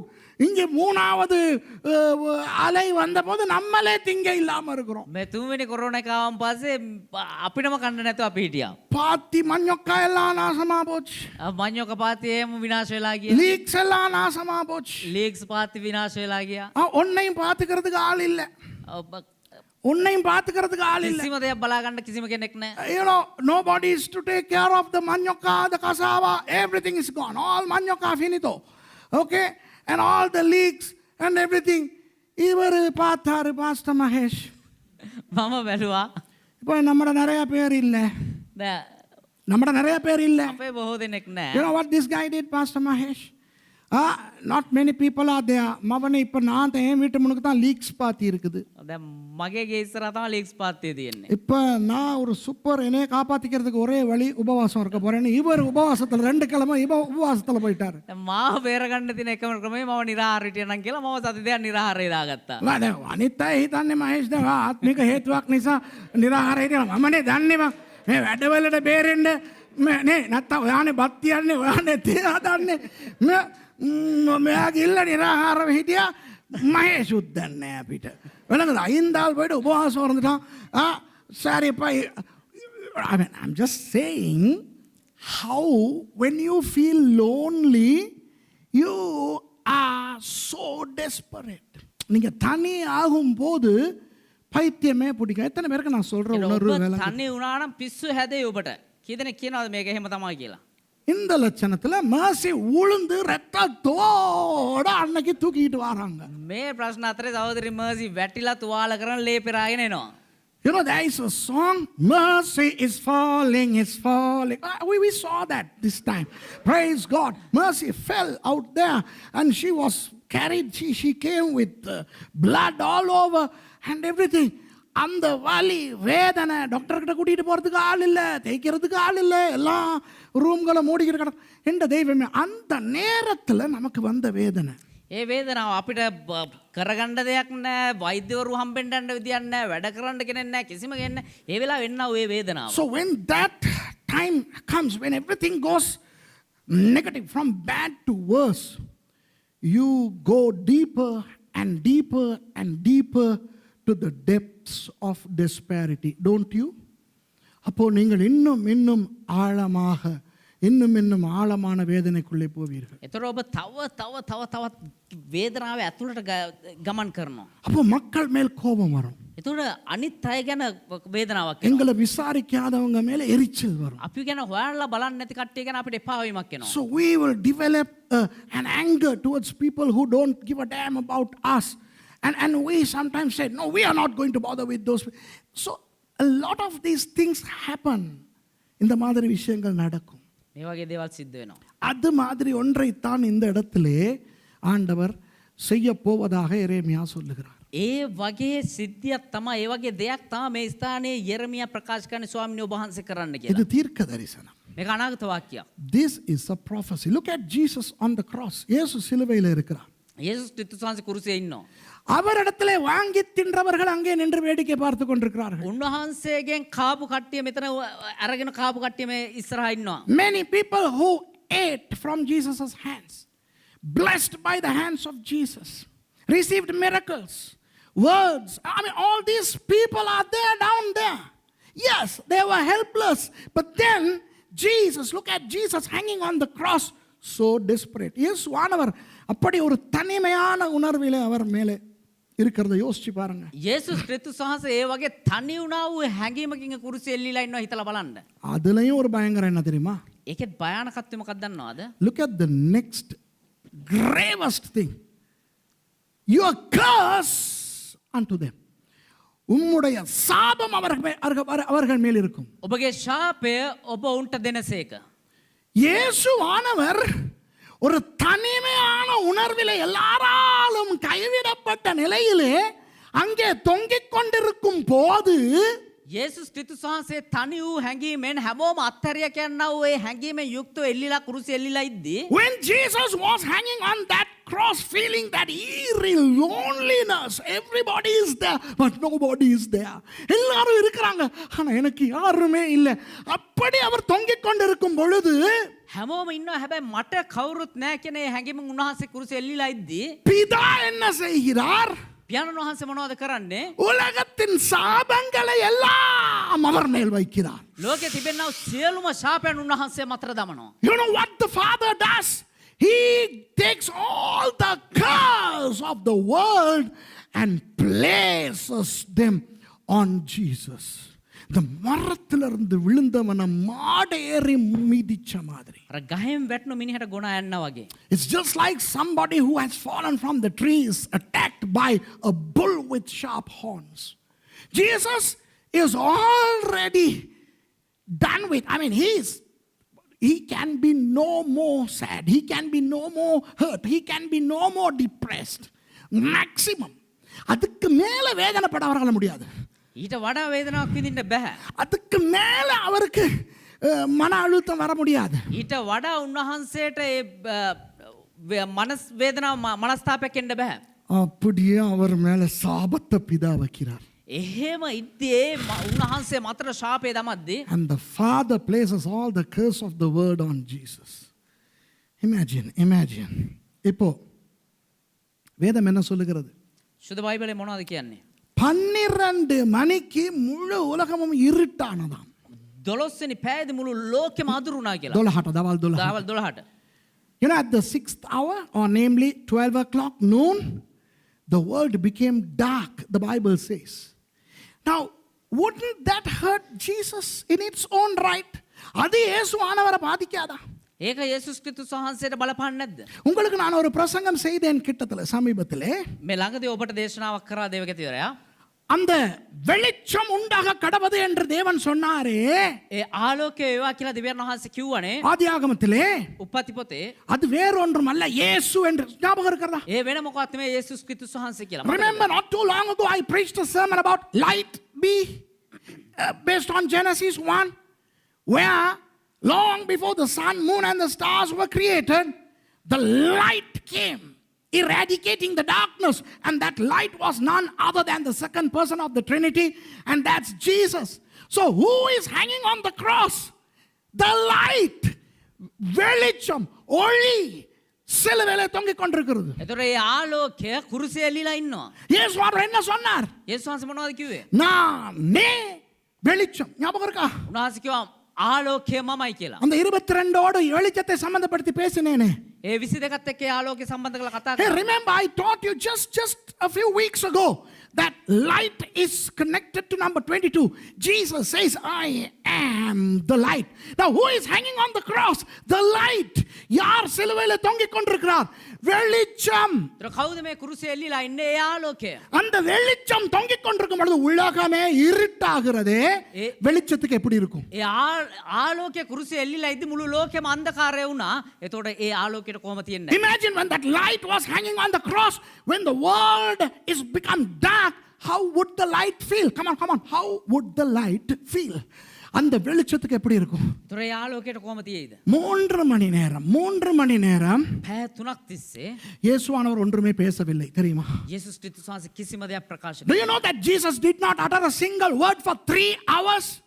The foregone 3 statements were uttered by Jesus 3 hours before this statement. இயேசுவானவர் முதல் 3 வாக்கியங்கள் பேசினாரே. යේසුස් ක්‍රිස්තුස් වහන්සේ පළවෙනි ප්‍රකාශන 3 කරානේ. அது இந்த வாக்கியம் பேசுவதற்கு 3 மணி நேரத்துக்கு முதல் நடந்தது. ඒ මේ ප්‍රකාශ කරන පැය 3කට පෙර සිදු වුණා වූ ප්‍රකාශයන්. புரியுதா? තේරුණාද? அப்போ இயேசுவுக்கு அந்த 3 மணி நேரம் எப்படி இருந்திருக்கும்? யோசிச்சு பாருங்க. ඒතර යේසුස් ක්‍රිස්තුස් වහන්සේට මේ පැය 3 කොහොම තියෙන්නේ නැද්ද කියලා හිතලා බලන්න. අනිත් එක දාන්න. මේක වැඩ කරන්නේ නැද්ද කොහෙද? Imagine. வெளிச்சம் 3 மணி நேரம் இருளிலே தொங்கிக் கொண்டிருக்கிறது. Come on. ඒතර ඒ ආලෝකයේ පැය 3ක් තිස්සේ අන්ධකාරය එල්ලීලා ඉන්නවා. මේක මාරු කරන්න පුතා අනිත් එකට. The light was hanging in darkness for 3 hours. I know you cannot understand this. உங்களுக்கு அது புரிஞ்சிக்கிற முடியாது. ඒක ඔබට තේරුම් ගන්න බෑ. எனக்கும் புரிஞ்சிக்கிற முடியாது. මටත් තේරුම් ගන්න බෑ. ஆனா ஒண்ணு என்னால புரிஞ்சிக்கிற முடியும். හැබැයි එකක් හොඳට තේරුම් ගන්න. But one thing I can understand, that it is ununderstandably painful. Only he knows that pain. நம்மால் புரிந்து கொள்ள முடியாத அளவுக்கு அது அவருக்கு வலித்திருக்கும் என்பது மாத்திரம் எனக்கு புரியும். අපිට තේරුම් ගන්න බැරි තරමට උන්වහන්සේට ඒ වේදනාව තිබුණා කියන එක තේරුම් ගන්න. வெளிச்சம், ஐயோ, have you heard this statement ever before? If yes, put your hand up. இதை நீங்க இதுக்கு முதல்ல கேள்விப்பட்டிருக்கீங்க? அதாவது வெளிச்சம் 3 மணி நேரம் இருளிலே தொங்கிக் கொண்டிருக்கிறது என்ற அந்த வாக்கியம் இதுவரைக்கும் கேள்விப்படாதவங்க மாத்திரம் கையை தூக்குங்க. කියන්නේ ආලෝකය පෑ 3ක් තිස්සේ අන්ධකාරයේ එල්ලිලා හිටිය කියනවා ඒ කාරණාව මීට කලින් අහපු නැති කට්ටියත් උස්සන්න.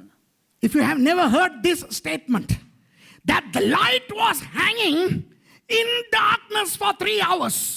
Have you never heard? If you haven't heard this statement, put your hand up. That's how painfully true this is.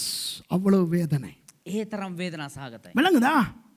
அதாவது ஒருவரை பார்த்து நீ அது இல்லை என்று காட்டினால் எப்படி இருக்கும்? ඒ කියන්නේ කෙනෙක්ව පෙන්නලා නුඹ එයා නෙවේ කියලා කිව්වොත් එහෙම කොහොම තියෙයිද? How would you feel if somebody is trying to prove you practically that you are not what you think you are? For example, you are a woman. මේ ඉන්නවා කාන්තාවක් ඉන්නවා. සිස්ටර් ඔයා කාන්තාවක්. සහෝදර நீங்க ஒரு பெண். இப்போ உங்களை ஒரு பொம்பளை இல்ல மாதிரி ஃபுல்லா எல்லாமே காட்டுனா உங்களுக்கு எப்படி இருக்கும்? දැන් ඔබ එක කාන්තාවක් නෙවෙයි කියලා හැමෝම ඔබට දන්නවොත් ඔබට පෙන්නුවොත් එහෙම ඔබට කොහොම තියෙයිද? இது ஒரு சின்ன பால் பிரச்சனை. ஆண் பால் பெண் பால் பிரச்சனை. මේක ස්ත්‍රී පුරුෂ ප්‍රශ්නයක්. This is a minor gender issue. Now if you are surrounded by events that are trying to show you that you are not a woman, right? Or you are not a guy.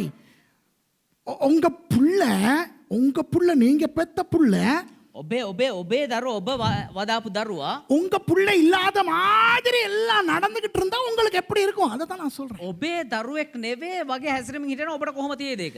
Not that child, but all things that are transpiring around tries to evidently show that your own child that you begot is not yours. How would you feel? How would you feel?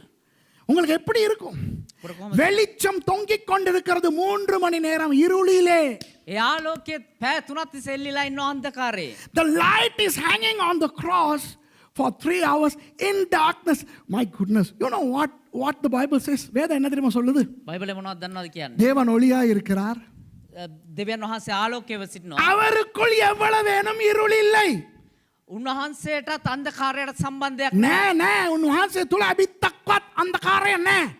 God is a light and in him there is no darkness whatsoever, and that God is Jesus. If you don't believe that Jesus is God, shut the program and get out. This is for those who believe that Jesus is God. இயேசு தேவன் என்று நம்புகிறவர்களுக்கு மாத்திரம் தான் நான் பேசிக் கொண்டிருக்கிறேன். යේසුස් ක්‍රිස්තුස් වහන්සේ දෙවියන් වහන්සේ කියලා විශ්වාස කරන අයට විතරයි මම මේ කතා කරන්නේ. இயேசு தேவன் இல்லன்னு நினைக்கிறவன் இதுக்கு மேல நீ பார்க்காத ஆஃப் பண்ணிட்டு போ, அடுத்த ஞாயிற்றுக்கிழமை வா. යේසුස් ක්‍රිස්තුස් වහන්සේ දෙවියන් වහන්සේ නෙමෙයි කියන විශ්වාස කරන කිසිම කෙනෙක් මේ බාන්න එපා, වහලා දාලා යන්න ලබන සතිය බලන්න. ஏனென்றால் இயேசு தான் அந்த தேவன். ඇයි කියනවනේ යේසුස් වහන්සේ තමයි ඒ දෙවියන් වහන්සේ. Jesus is that God. Jesus is the light. In him there is no darkness. இயேசுவே ஒளி, அவருக்குள் துளி அளவேனும் இருள் இல்லை. උන්වහන්සේ තම ආලෝකය, උන්වහන්සේ තුල කිසිම බිඳක්වත් අන්ධකාරය නැහැ. துளி அளவேனும் இருள் இல்லாத அந்த இயேசு 3 மணி நேரம் இருளிலே தொங்கிக் கொண்டிருந்தாரே, எப்படி இருந்திருக்கும்? තා සුළුවෙන්වත් අන්ධකාරය නැති ඒ ආලෝකය වන්නා යේසුස් ක්‍රිස්තුස් වහන්සේ අන්ධකාරය එල්ලිලා ඉන්න කොහොම තියෙන්නේ නැද්ද? How would he have felt the light hanging on the cross for 3 hours in the darkness? I don't know how you feel. I can't bear it. எனக்கு தாங்க முடியல. මට මේක දරා ගන්න අමාරුයි. வெளிச்சம் தொங்கிக் கொண்டிருக்கிறது. ඒ ආලෝකය එල්ලිලා ඉන්නවා.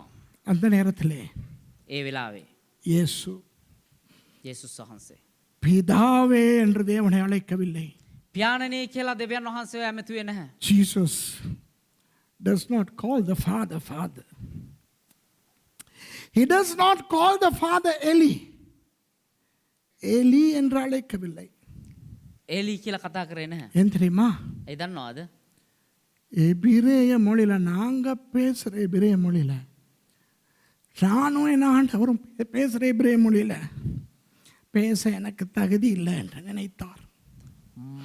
අපි කතා කරන ඔය මමත් දෙවියන් වහන්සේත් කතා කරනව ඒ භාෂාවෙන් මට ඔබ වහන්සේත් එක්ක කතා කරන්න සුදුසුකම නැහැ කියලා උන්වහන්සේ හිතුවා. Jesus thought, I'm not worthy to call my father in the way I used to.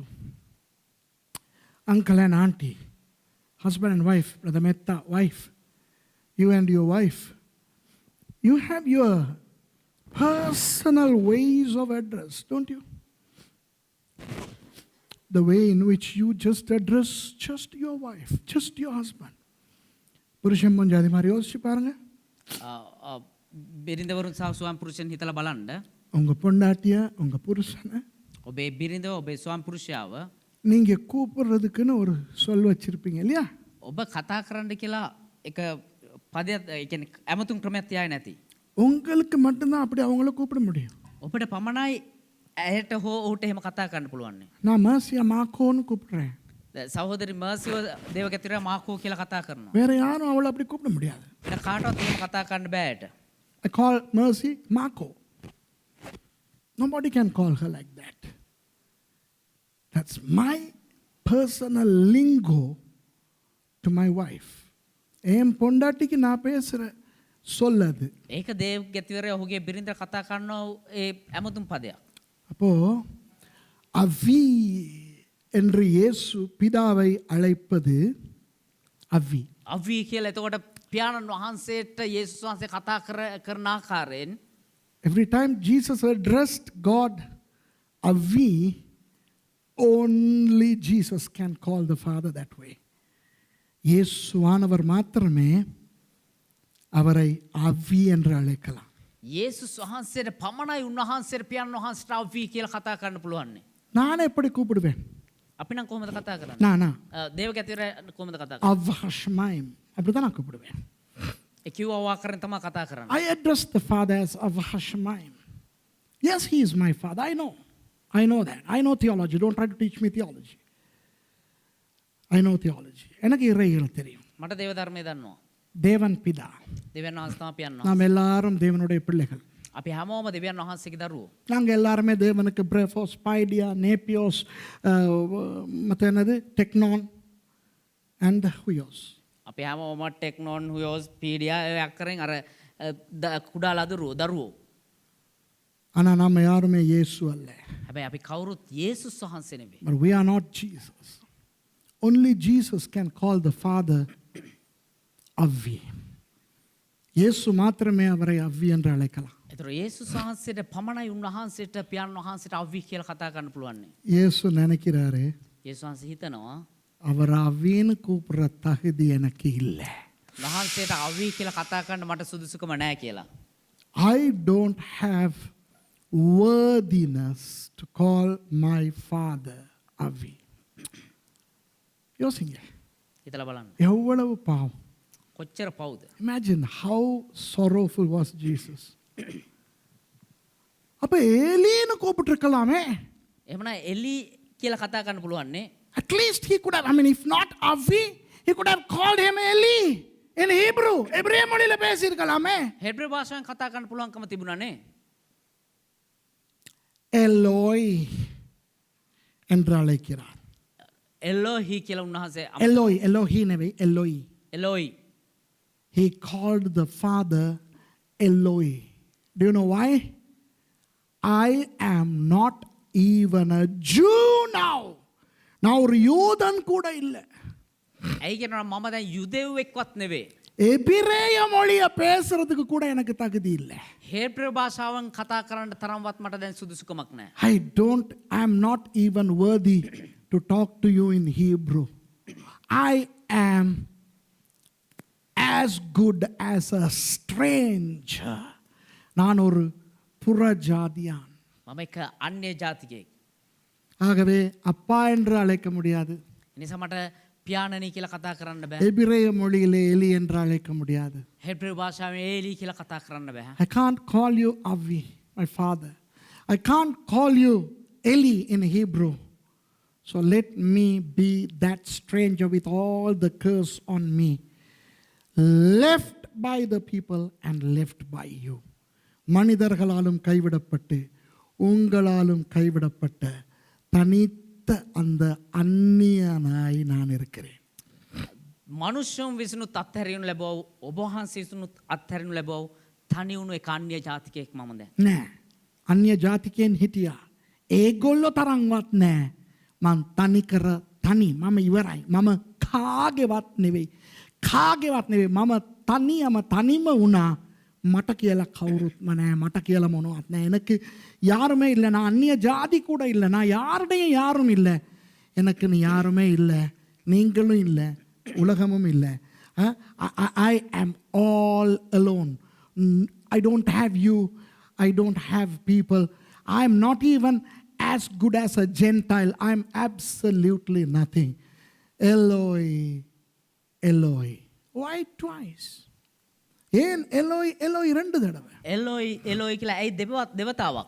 இந்த இறையியல் அறிஞர்கள் என்னோட நீங்க ஏற்றுக்கொள்ளாட்டி பரவாயில்ல, கும்பிட்டேன், ஏற்றுக்கொள்ளாதீங்க. මේ දේව ධර්මාචාර්යවරු මගෙත් එක්ක ඒකට එකඟ වුණ නැත්නම් කමක් නැහැ ඒක අතල්ලා දාන්න. I don't care if the theologians, if you homiletically, hermeneutically, biblical, critically, if you don't agree with me, I don't care. He was talking to the rest of the persons of the Trinity. திரித்துவத்தின் மற்ற இரு நபர்களோடும் அவர் பேசிக் கொண்டிருக்கிறார். ඒ ත්‍රිත්වයේ අනිත් දෙදෙනා සමග උන්වහන්සේ කතා කරමින් யார் இங்கே தொங்கிக் கொண்டிருக்கிறார்? කවුද මෙතන මේ එල්ලිලා ඉන්නේ? திரித்துவத்தின் இரண்டாவது நபர். ඒ ත්‍රිත්වයේ දෙවනි තැනන් වහන්සේ. Who is hanging on the cross, the second person of the Trinity. And he is calling Eloi to the first person of the Trinity and Eloi to the third person of the Trinity. அவர் முதலாவது எலோய் என்று சொல்லும் பொழுது උන්වහන්සේ පළමු කොට එලෝයි කියලා ප්‍රකාශ කරද්දී திரித்துவத்தின் முதலாவது நபருக்கும் ත්‍රිත්වයේ ඒ පළවෙනි තැනන් වහන්සේටත් இரண்டாவது தடவை எலோய் என்று சொல்லும் பொழுது දෙවනි වතාවට එලෝයි කියලා උන්වහන්සේ ප්‍රකාශ කරද්දී திரித்துவத்தின் மூன்றாவது நபருக்கும் பேசுகிறார். ඒ ත්‍රිත්වයේ තුන්වෙනි තැනන් වහන්සේටත් කතා කරනවා. ஞானஸ்நானத்தின் போது බෞතිස්මය ලබද්දී அவர் ஞானஸ்நானம் பெற்று கரையேறும் பொழுது උන්වහන්සේ බෞතිස්මය ලබලා ජලයෙන් ඉහළට මතුවෙද්දී when Jesus came out of, when he alighted from the river Jordan subsequent to the baptism, the heaven opened, the Father spoke, and the Holy Spirit came on him in the form of a dove. வானம் திறவுண்டது, பிதா பேசினார். මේ අහස විවෘත වුණා, පියාණන් වහන්සේ කතා කරා. பரிசுத்த ஆவியானவர் புறா வடிவிலே அவர் மேல் வந்தார். සුදාත්මයන් වහන්සේ පරවීක ආකාරයෙන් වහන්සේ මතට පැමිණියා. இப்போ பரிசுத்த ஆவியானவர் அவரை விட்டு போய்விட்டார். දැන් සුදාත්මයන් වහන්සේ උන්වහන්සේව අතහැර ගියා. பிதா இந்த சாபத்தை தன்மேல் சுமந்து கொண்டிருக்கின்ற அவரை பார்க்க முடியாமல் அடுத்த பக்கம் திரும்பி விட்டார். පියාණන් වහන්සේත් මේ පාපය දරාගෙන ඉන්නව ඒ උන්වහන්සේ දිහා බලන්න බැරුව අහක බලාගත්තා. Now the Holy Spirit departed him, and the Father, unable to look at this person with all the curse of the world, turned away from him. And for the first and the only time in history of God, the second person of the Trinity was left all alone with full of agony and curse on him. முதலாவது தேவனுடைய சரித்திரத்திலே දෙවියන් වහන්සේගේ ඉතිහාසය තුල முதலாவது தடவையாக පළමු වතාවට திரித்துவத்தின் இரண்டாவது நபர் தனிப்பட்டது மாத்திரமல்ல, ඒ ත්‍රිත්වයේ දෙවනි තැනන් වහන්සේ තනි වුණා විතරක් නෙවෙයි. அவர் மேலே வேதனையும் சாபமும் பாவமும் சுமத்தப்பட்டிருக்கிறது. උන්වහන්සේ මත ඒ වේදනාව, ශාපයත් පාපයත් දරාගෙන සිටිනවා. இதெல்லாம் நடக்கும் என்று அவருக்கு தெரியும். මේ සියල්ල සිදු වෙනවා කියලා උන්වහන්සේ දන්නවා. ஆனால் அனுபவம் இல்லை. හැබැයි ඒකේ අත්දැකීමක් He නැහැ. knew all these things are going to happen, but he had no experience of this. And when he experienced it, he could not take it. அதை அனுபவித்த பொழுது அவரால் அதை தாங்க முடியவில்லை. ඒක අත්දැකීම් උන්වහන්සේට ඒක දරා ගන්න බැරි වුණා. அவர் சொல்றார், எலோய் எலோய், பிதாவே, பரிசுத்த ஆவியானவரே. එනිසා එලෝයි එලෝයි පියාණනි සුදාත්මයන් වහන්සේ. So he is saying, Eloi, Eloi, who? To the Father and to the Holy Spirit. To both of who he is addressing not as Father, but as God. அந்த ரெண்டு பேரும் எப்படி அழைக்கிறார்? அப்பா என்று அல்ல. ඒ දෙදෙනාට කොහොමද කතා කරන්නේ පියාණනි කියලා නෙමෙයි. தேவனே, தேவனே. දෙවියනේ දෙවියනේ.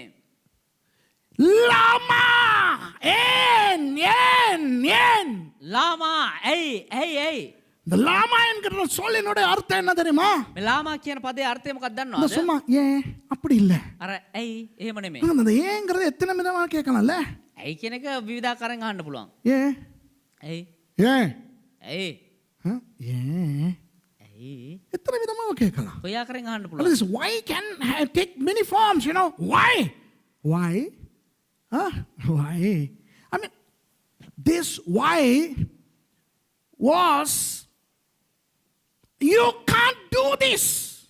You don't do this. You're not supposed to do this. Why? இப்படி செய்ய முடியாது நீங்க. ඔබහන්සේ මෙහෙම කරන්න හොඳ නැහැ. நீங்க இப்படி செய்யற ஒரு ஆள் இல்ல. ඔබහන්සේ මෙහෙම කරන කෙනෙක් නෙවෙයි. ஏன் சாதாரண தெரியுமா நம்ம வாழ்க்கையில அப்படி இருக்கு. ஏன் நீ எனக்கு இப்படி செஞ்ச? ඇයි උඹ මට මෙහෙම කරේ? Why did you do this to me? You are not supposed to do that. I mean, you are not that kind. நீ அப்படி செய்யற ஒரு ஆள் இல்ல. එහෙම කරන කෙනෙක් නෙමෙයි ඔයා. உங்களை யாராவது ஏமாத்தினா நீங்க அப்படி சொல்லுவீங்களா இல்லையா? ඔබ කවුරු රැවට්ටුවොත් එහෙම ඔබ එහෙම අහනවද නැද්ද? உங்களுக்கு யாராவது நம்பிக்கை துரோகம் செய்தா කවුරු හරි ඔබේ විශ්වාසය කැඩුවා නම් நீங்க அவங்க கிட்ட இப்படி கேட்பீங்களா இல்லையா? ඔබ එයා ගාවට ගිහලා අහනවද නැද්ද එහෙම? If somebody breaks their trust in you and if they deceive you, wouldn't you ask that? Why? I never expected this from you. Why did you do this to me? ஏன் நீ எனக்கு இத செஞ்ச? ඇයි ඔබ මේක මට කරේ? இயேசு என்ன தெரியுமா சொல்றார்? යේසුස් මොනවද දන්නවද කියන්නේ? ஏன் ඇයි நீங்க இப்படி செய்யறவர் இல்ல, நாங்க பிரிய முடியாது. මෙහෙම ඔබහන්සේ කරන කෙනේ අපිට වෙන් වෙන්න බෑ. We can't separate. We are one. We are one in three and three in one. How? Why? Lama. நாங்க மூணு ஒன்னு ஒன்னு மூணு நாங்க ஒன்னு. ஏன் எலோய் எலோய் ரெண்டு பேர்கிட்ட கேக்குறேன். எலோய் நீங்க எங்க? Where are you? Eloy, you are not here. It's all dark. You can't do that. Lama. අපි තුන්දෙනාම එක්කෙනා තුන්දෙනෙක් ඇයි කොහොමද එහෙම කරේ? ஷவக்தானி. என்றால் என்ன தெரியுமா? ශවක්තානි කියන්නේ මොකක්ද දන්නවද? முழுக்க கை விடுறது. සම්පූර්ණයෙන්ම අත්හැරියා. எக்கேடாவது கெட்டு போன்னு விடுறது. ඕන මොන හෙනයක් කරි තොපිට ගැහුවා වයි මම සම්පූර්ණයෙන්ම අතහැරියා කියපු එක තමයි ශවක්තානි. Shavakthani means a complete redundancy, a disownership. It's like I don't give a damn as to what's going to happen to you. I am out. So that's complete redundance. இப்படி பண்ணிட்டீங்களே. ஐயோ මෙහෙම කරානේ. விளங்குதா? நம்ம என்ன நினைக்கிறோம்? අපි මොනවද හිතන්නේ? என் தேவனே ஏன் என்னை கைவிட்டீர்? මගේ දෙවියනේ ඇයි මාව අත්හැරියේ? My God, why have you forsaken me? I mean, it is just a statement to us, but it was the most painful, agonizing feeling Jesus ever had in his life. இது நமக்கு ஒரு வெறும் வாக்கியம். අපිට මේක එක නිකම්ම වාක්‍යයක් විතරයි. ஆனால் இயேசுவானவருக்கு இது என்ன தெரியுமா? හැබැයි යේසුස් වහන්සේ මේක මොකක්ද දන්නවද? அவருடைய வாழ்க்கையிலே උන්වහන්සේගේ ජීවිතේ இந்த மாதிரியான ஒரு பயங்கர நிலைக்கு அவர் தள்ளப்பட்டதே இல்லை. ඒ වගේ භයානක තත්වයකට උන්වහන්සේ පැමිණලාම නැහැ. Let me take you even a little further. Many people may not like this, or many people may not want to agree with me. I don't care. நான் இன்னும் கொஞ்சம் கொண்டு போறேன். சில பேருக்கு இது புரியாது, அல்லது சில பேருக்கு இதை ஏற்றுக்கொள்ளவும் கஷ்டமா இருக்கும். තවදුරට ඔබ ඉදිරියට ගෙන යන සමහරුන්ට මේක පිළිගන්න බැරි, සමහරුන්ට මේක තේරුම් ගන්නත් බැරි වෙයි. அந்த லாமா என்ற சொல் இருக்கிறதே அராமிய மொழியிலே, ඒ ලාමා කියන ඒ වචනේ පදේ තියෙනවා නේද අරමික් භාෂාවෙන්. அது ஒரு குற்றப்படுத்தும் சொல். ඒක ඇවිල්ලා එක චෝදනා සහගත පදයක්. The Aramaic word for lama. Now, if you don't know Aramaic, don't come to talk to me. Those of you who are watching me. Now, don't say I don't agree. If you don't agree, I don't care. But if you want to talk to me, to disagree with me, you better know your Aramaic well, okay? The word lama in Aramaic is an expression of accusation. Can you believe that the Godhead was accusing? The second person of the Trinity was accusing the first and the third persons of the Trinity. The திருத்துவத்தின் இரண்டாவது நபர் මේ ත්‍රිත්වයේ දෙවනි තැන වහන්සේ திருத்துவத்தின் முதலாவதும் மூன்றாவதுமான நபர்களை குற்றப்படுத்துகிறது மாதிரி கேட்கிறார். ඒ ත්‍රිත්වයේ පළවෙනි තැන වහන්සේගෙනුත් තුන්වෙනි තැන වහන්සේගෙනුත් අර චෝදනාවක් කරන ආකාරයෙන් අහන්නේ. இப்போ நம்ம வாழ்க்கையில அது இருக்கா இல்லையா? நம்ம வாழ்க்கையில இது இருக்கா இல்லையா? අපේ ජීවිතේ මේක තියෙනවද නැද්ද? Don't we have this in our lives when somebody does something unexpected in a negative way? don't we say why? And that why connotes a negative accusation. யாராவது நம்ம எதிர்பார்க்காத ஒருத்தர் நமக்கு துரோகம் செஞ்சிட்டா, අපි බලාපොරොත්තු වෙන්නේ නැති ආකාරයෙන් කවුරු හරි අපිට ද්‍රෝහිකමක් කරා නම් ஏன் நீ செய்த? ඇයි මෙහෙම කරේ? அந்த ஏங்கிறதுல ஒரு குற்றம் சுமத்துதல் இருக்கா இல்லையா? ඒ ඇයි කියන එකේ ඒක චෝදනාවක් තියෙනවද නැද්ද? அப்ப இவர் சொல்லும்போது எல்லோ லாமா ஏன் குற்றம் சுமத்தினார்? එතකොට ඒලි ලාමා කියද්දී අර එක චෝදනාවක් තියෙනවා එතන. இயேசுவானவர் பிதாவை குற்றம் சாட்டுகிறார், යේසුස් ක්‍රිස්තුස් වහන්සේ පියාණන් වහන්සේට චෝදනා කරනවා. பரிசுத்த ஆவியானவரை குற்றம் சாட்டுகிறார். ඒ වගේම ශුද්ධාත්මයන් වහන්සේට චෝදනා කරනවා. எனக்கு தெரியல உங்களுக்கு இதை எப்படி தாங்க முடியுதுன்னு, என்னாலனா தாங்க முடியல. මම දන්නේ ඔබට මේක දරා ගන්න පුළුවන් කොහොමද කියලා මට හැබැයි දරා ගන්න I අමාරුයි. don't know how you are taking this, but I can't take this. Do you know why? I'll tell you something. Take a lovely couple. ஒரு நல்ல ஒரு ஒரு ஒரு ஒரு புருஷன் மஞ்சாதியை கற்பனை பண்ணுங்க. ඉතා ප්‍රේමණීය වූ එක ස්වාම පුරුෂයෙක් සහ බිරිඳක් මෙනෙහි කරගන්න. சும்மா யோசிச்சு பாருங்க, 2 பேர் இருக்காங்களா ஒரு புருஷன் மஞ்சாதி, දැන් හොඳ නිකන් හිතා ගන්න ස්වාම පුරුෂයෙක් සහ බිරිඳක් ඉන්නවා. நல்ல சந்தோஷமான ஒரு தம்பதி. හොඳ ප්‍රීතිමත් වූ පවුලක්. அவங்க ஒருத்தர் குற்றம் சாட்டுவாங்கன்னு உங்களால நம்ப முடியுமா? ඒ එකින් එක චෝදනා කරගන්නවා කියලා ඔබට හිතන්න පුළුවන්ද? Now when you look at a couple who have lived all their life, marital life in a very unison manner, very beautiful, and all of a sudden one of them starts to accuse the other. Can you believe that? Now there are couples that I know, and if somebody comes and says that man is now blaming his wife for something, I would say no, I don't believe you. No, they're not that kind. They're so lovely, they can't blame each other. If at all, they'll take the blame on themselves, not the other, because they are so lovely. யாராவது வந்து எனக்கு சொன்னாங்கன்னா, எனக்கு தெரிஞ்ச சில தம்பதிகள் உண்டு.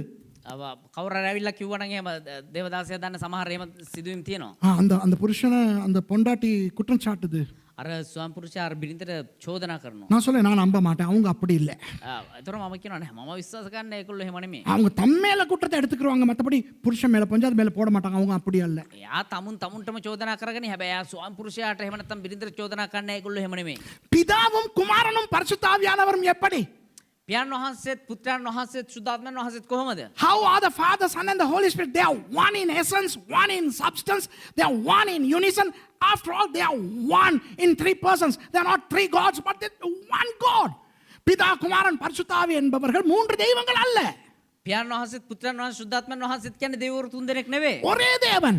එකම දෙවියන් වහන්සේ. அவர்கள் உணர்விலும் ஒன்று, ඔවුන්ගේ හැඟීම් එක වගේ. அவர்களுடைய அமைப்பிலும் ஒன்று. උන්වහන්සේ ඔවුන්ගේ ස්වරූපයන් එක වගේ. அவர்கள் ஒன்று. උන්වහන්සේ ඒ 3 දෙනාක් කෙනෙක්. அவர்களுக்குள்ளே எந்த விதமான பிரிவும் வேறுபாடும் கருத்து பிரச்சனையும் இல்லை.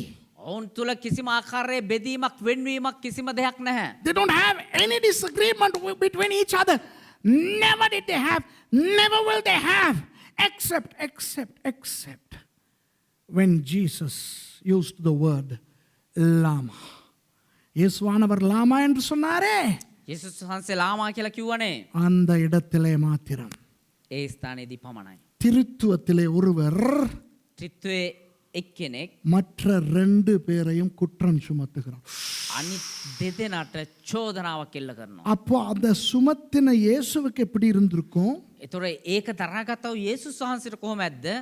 அதை கேட்ட பிதாவுக்கும் பரிசுத்த ஆவியானவருக்கும் எப்படி இருக்கும்? ඒක ඇසුවා පියාණන් වහන්සේට සුද්ධාත්මයන් වහන්සේට කොහොමද? அவங்களுடைய உணர்வை பாருங்க கொஞ்சம். උන්වහන්සේගේ ඒ කියන්නේ පියාණන් වහන්සේගේ සුද්ධාත්මයන් වහන්සේගේ ඒ හැඟීම හිතලා බලන්න. How would Jesus have felt, and how would the Father and the Holy Spirit have felt?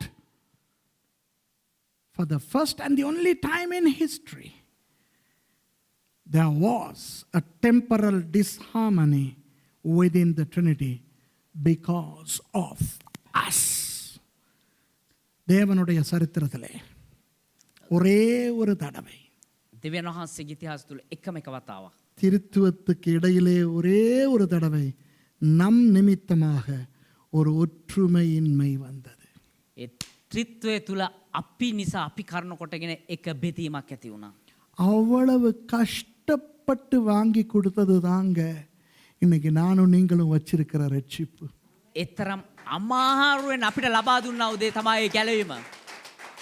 The salvation you and I have received has been wrought to us with such painful agony. ஆனால் நம்ம என்ன பண்ணுறோம்? හැබැයි අපි මොනවද කරන්නේ? இயேசு தேவனா?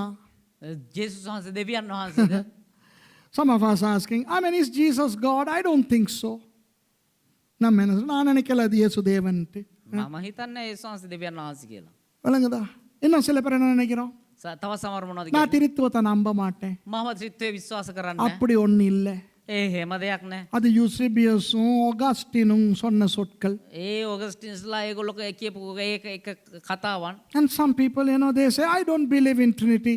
The word Trinity was fabricated by Eusebius and Augustine of Hippo and all that kind of stuff. Well, I don't think the Gospels are all true. Well, the textual criticism, the historical criticism, the rhetorical criticism, the literary criticism. Well, C.H. Dodd doesn't believe in that over against Rudolf Bultmann. But then Weizmann says something. This is all nothing but crap.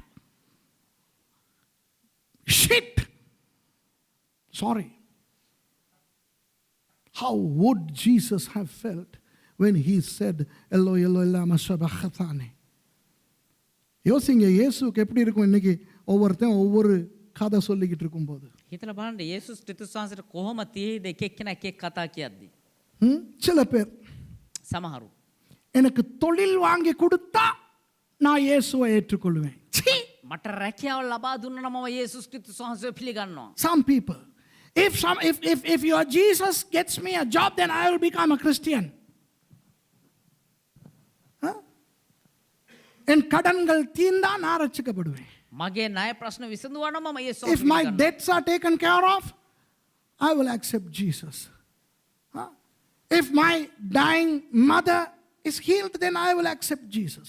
என் செத்துக்கிட்டு இருக்கிற என்னுடைய அம்மா சுகமாகனா நான் இயேசுவை ஏற்றுக்கொள்வேன். මේ මරණයට පත් වෙමින් ඉන්නවා මගේ මාව සුව කරා නම් මම යේසුස් වහන්සේව පිළිගන්නවා. யோ எவ்வளவு கஷ்டப்பட்டு இந்த ரட்சிப்பை வாங்கி கொடுத்தார் ஐயா இயேசுவானவர். කොතරම් අමාරුකමින්ද යේසුස් ක්‍රිස්තුස් වහන්සේ මේ ගැලවීම අපිට ලබා දුන්නේ. How much pain he had to endure to give us this salvation. And then people are playing pucks with it. மனுஷங்க அதோட விளையாட கூத்தாடிக்கிட்டு இருக்கிறாங்க. මිනිස්සු ඒකත් එක්ක පිස්සු නටාගෙන ඉන්නේ. இயேசுவோட கூத்தாடுறாங்க. යේසුස් වහන්සේත් එක්ක පිස්සු නටනවා. பைபிளோட கூத்தாடுறாங்க. බයිබලෙත් එක්ක පිස්සු නටනවා. Some people are playing jokes with the Bible, playing jokes with, and then somebody says hallelujah is yaksha. Hallelujah demon-ங்கறான். Hallelujah பிசாசுங்கறான். හalleluya කියන යක්ෂයා කියලා කියනවා. என்னய்யா இது? born again தீவிரவாதம்ங்கறான். බෝනගෙන් කියන්නේ අන්තවාදියෝ කියනවා. இயேசுவானவர் உனக்காகவும் சேர்த்து தாண்டி செத்தார் அப்படி. යේසුස් ක්‍රිස්තුස් වහන්සේ ඔබත් වෙනුවෙන් තමයි මැරුණේ. Jesus died even for those people who mock Christianity, who mock the born again thing. Hey, you know what? I am glad that I am saved. நான் ரட்சிக்கப்பட்டதுக்காக நான் ஆண்டவருக்கு நன்றி சொல்றேன். මම ගැලවීම මට දුන්නා ගැලවීම නිසා මම දෙවියන් වහන්සේට ස්තුති කරනවා. எனக்கு இன்னும் நிறைய பேச இருக்கு. තව බොහෝ දේ මට කතා කරන්න තියෙනවා. I have a lot to speak, but I think I'm going to stop. Do you know why I'm going to stop? நான் நிறுத்த போறேன். ஏன் தெரியுமா? මම නවත්තන්න යනවා දන්නවද? இதுக்கு மேல நான் பேசினேன்னா මීට වඩා මම කතා කරා නම් இதுல விழுந்து புரண்டு நான் அழ ஆரம்பிச்சேன்னு சொன்னா உங்களுக்கு யாரையும் என்னைய நிறுத்த முடியாது. මෙතන පෙරලි පෙරලි මම අඩන්න ගත්තොත් ඔබ කාටවත් මාව නවත්තන්න. I have a lot that I can speak about this, but I will not be able to control myself. I will just roll on the stage and start crying, and that will become a scene of the century. அது இந்த நூற்றாண்டினுடைய கூத்தா மாறிடும். ඒක මේ වර්ෂයේ මේ පිස්සුවක් විදිහට මාරු වෙයි ඊට පස්සේ. எத்தனை பேர் சொல்லுவீங்க உண்மையா? ඇත්තටම කී දෙනෙක් කියනවද? நீங்க சொல்லும்போது சில விஷயம் என்னைய குத்திக்கிட்டு போச்சுன்ட்டு. ඔබ කියද්දී සමහර කාරණා මට දැනුණා ඇනුණා රිදුණා Certain කියලා. things just pricked my soul. How many of you would say, praise God, because you have a heart. But honestly, I shared about 8 to 10% of what I was planning to share. ஆனால் உண்மையாக நான் இன்னைக்கு வந்து உங்களோட பேசுனது நான் பேச நினச்சிக்கிட்டு வந்ததனுடைய ஒரு 8க்கும் 10க்கும் இடையில வீதம், அவ்வளவுதான். ඇත්තරම මම ඔබත් එක්ක අද ප්‍රකාශ කරේ මම ප්‍රකාශ කරන්න ආවා දේවලින් 10ත් 8ත් අතර ප්‍රමාණයක් තමයි. அதுக்கு மேலே என்னால் பேச முடியாதுன்னு எனக்கு தெரிஞ்சனால நான் நிப்பாட்டுறேன். ඊට වඩා මීට වඩා මට කතා කරන්න බෑ කියලා මම දන්න නිසා මම නවත්තා. I'm stopping because I cannot handle this. You know, just the thing that the light was hanging on the cross in darkness for 3 hours. I mean, that blows my mind. I'm becoming like a madman here. You know, my neurotransmitters in my brain are playing pucks with the receptor sites and all.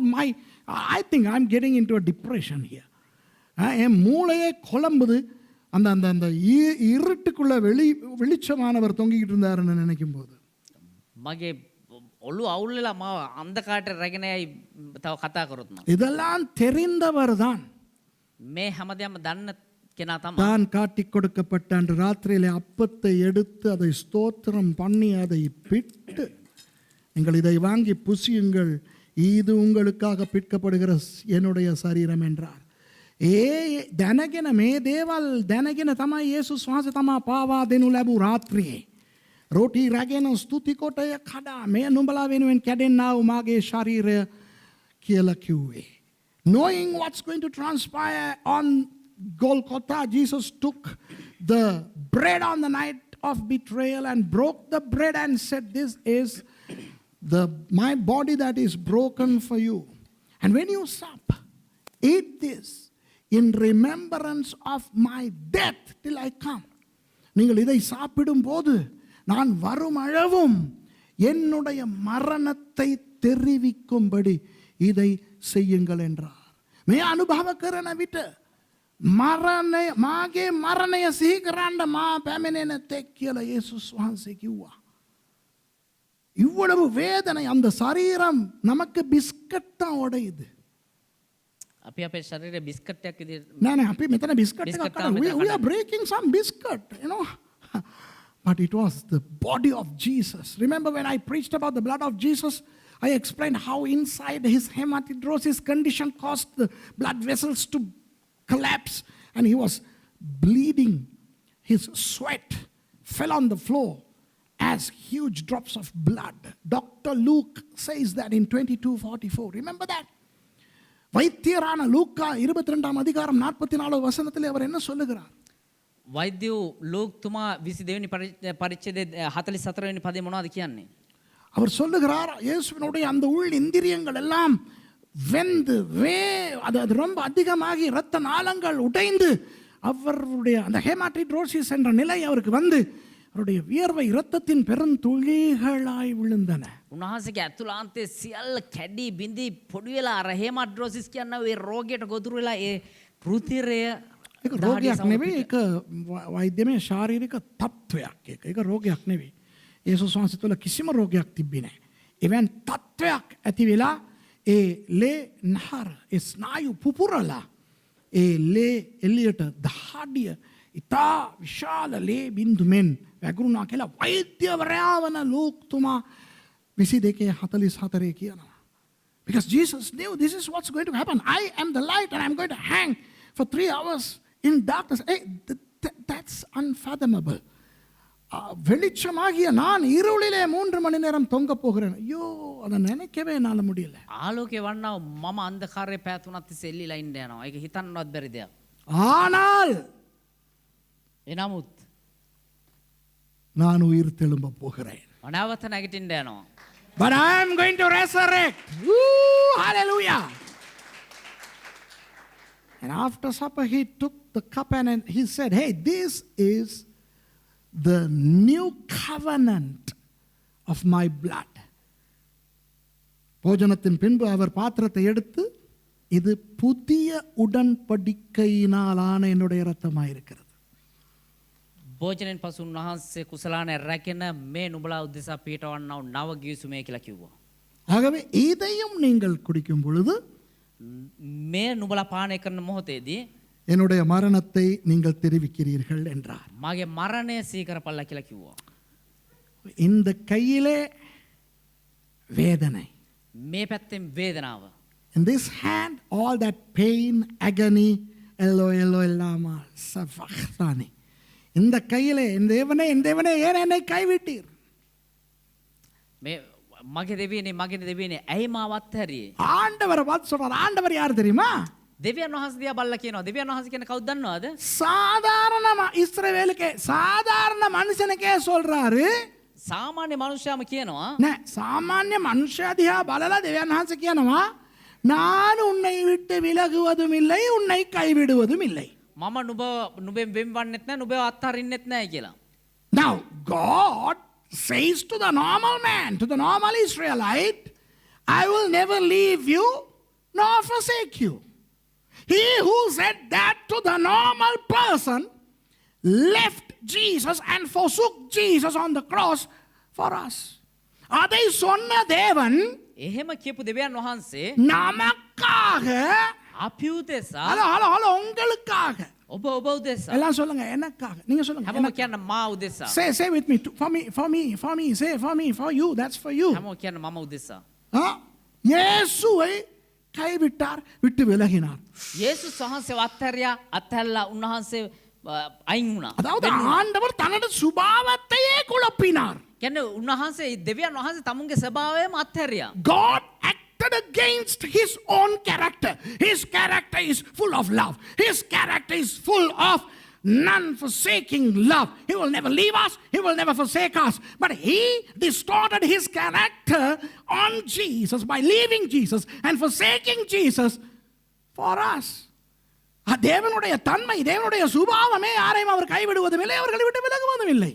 දෙවියන් වහන්සේගේ ස්වභාවය උන්වහන්සේගේ ගුණාන්ගේම කිසිවෙකු අත්නෑරීම සහ කිසිවෙකුන් වෙන් නොවීම. அங்க இஸ்ரேல்காரன் முறுமுறுத்துக்கிட்டு புலம்பிக்கிட்டு போறான். මේ ඉස්රායල් මිනිස්සු කොඳුරගමින් යනවා. இவர் அக்கினி தூணா போவாராம் மேகஸ்தம்பமா போவாராம். උන්වහන්සේ ගිනි ටැඹක් ආකාරයෙන් යනවා වලා ටැඹක් ආකාරයෙන් යනවා. So the Israelites were grumbling and mumbling and murmuring, complaining, and they are traveling. But God, He is leading them in the form of a pillar of fire and a cloud. Wow. But He forsook Jesus and left Jesus redundant for us. அந்த தேவன் நமக்காக இயேசுவை விட்டு விலகினார் கைவிட்டார். ඒ දෙවියන් වහන්සේ අපි වෙනුවෙන් යේසුස් ක්‍රිස්තුස් වහන්සේව අත්හැරියා උන්වහන්සේගෙන් වෙන් වුණා. அதுதான் இது. ඒ තමයි මේ රොටිය. இன்றைக்கு நீங்க திருவிருந்து எடுக்கும்போது අද ඔබ මේ අන්තිම රාත්‍රී භෝජනයේ සහභාගී වෙද්දී வேற எதையும் நினைக்காதீங்க இதை மட்டும் நினைங்க. වෙන කිසිවක් හිතන්න එපා මේ දේ පමණක් මෙනෙහි කරන්න. When you take part in the communion today, don't think about the other things which are very important. But today, just Eloi, Eloi, Lama, Shavakhtani. இன்றைக்கு நீங்க நினைக்க வேண்டியது அந்த எல்லோய் எல்லோய் லாமா ஷபக்தானி மட்டும்தான்.